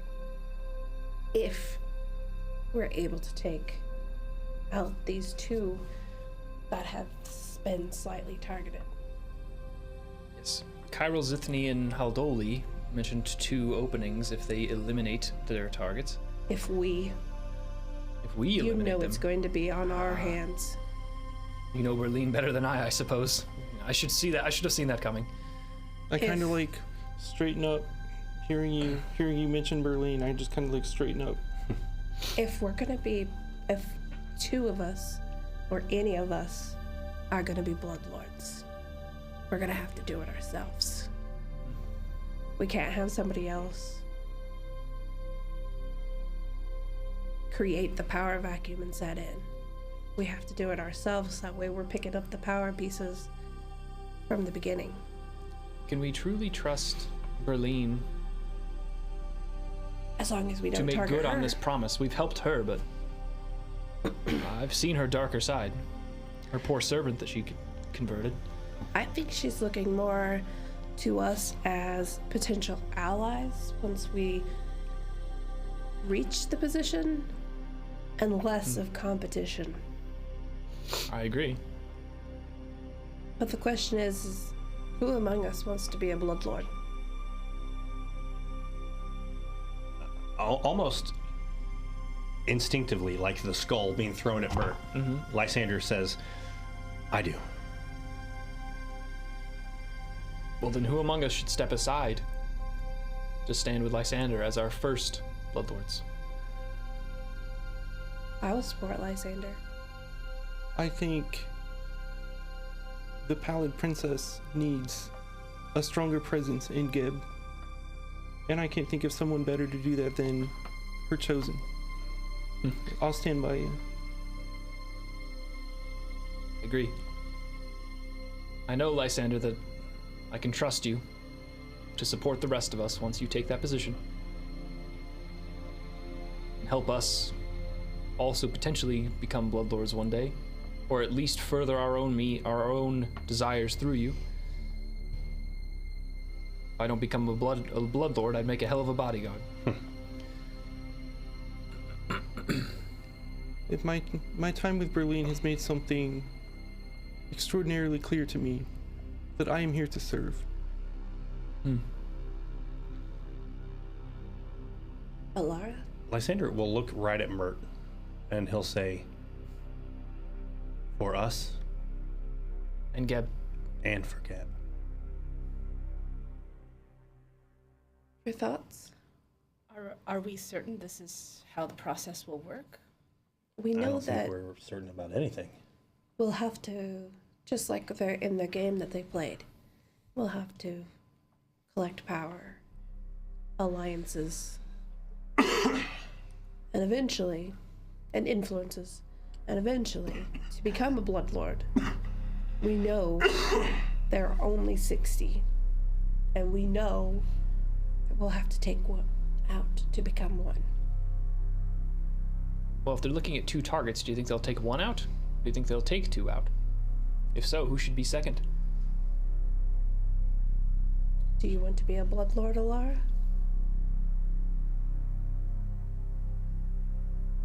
I suppose that's the eventual goal. I'm just not sure of the timeline. I agree, Alara. I feel like perhaps someday, but I don't feel like I've tamed these new abilities of mine. I don't know who it's going to turn me into. I don't know if I can trust myself yet. And I don't feel like I have enough handle on the political climate to know where to align. I know Bloodlords tend to, represent a faction, and You don't know which faction. that you would align with currently? I assume that you would align yourself with the Reanimators Guild?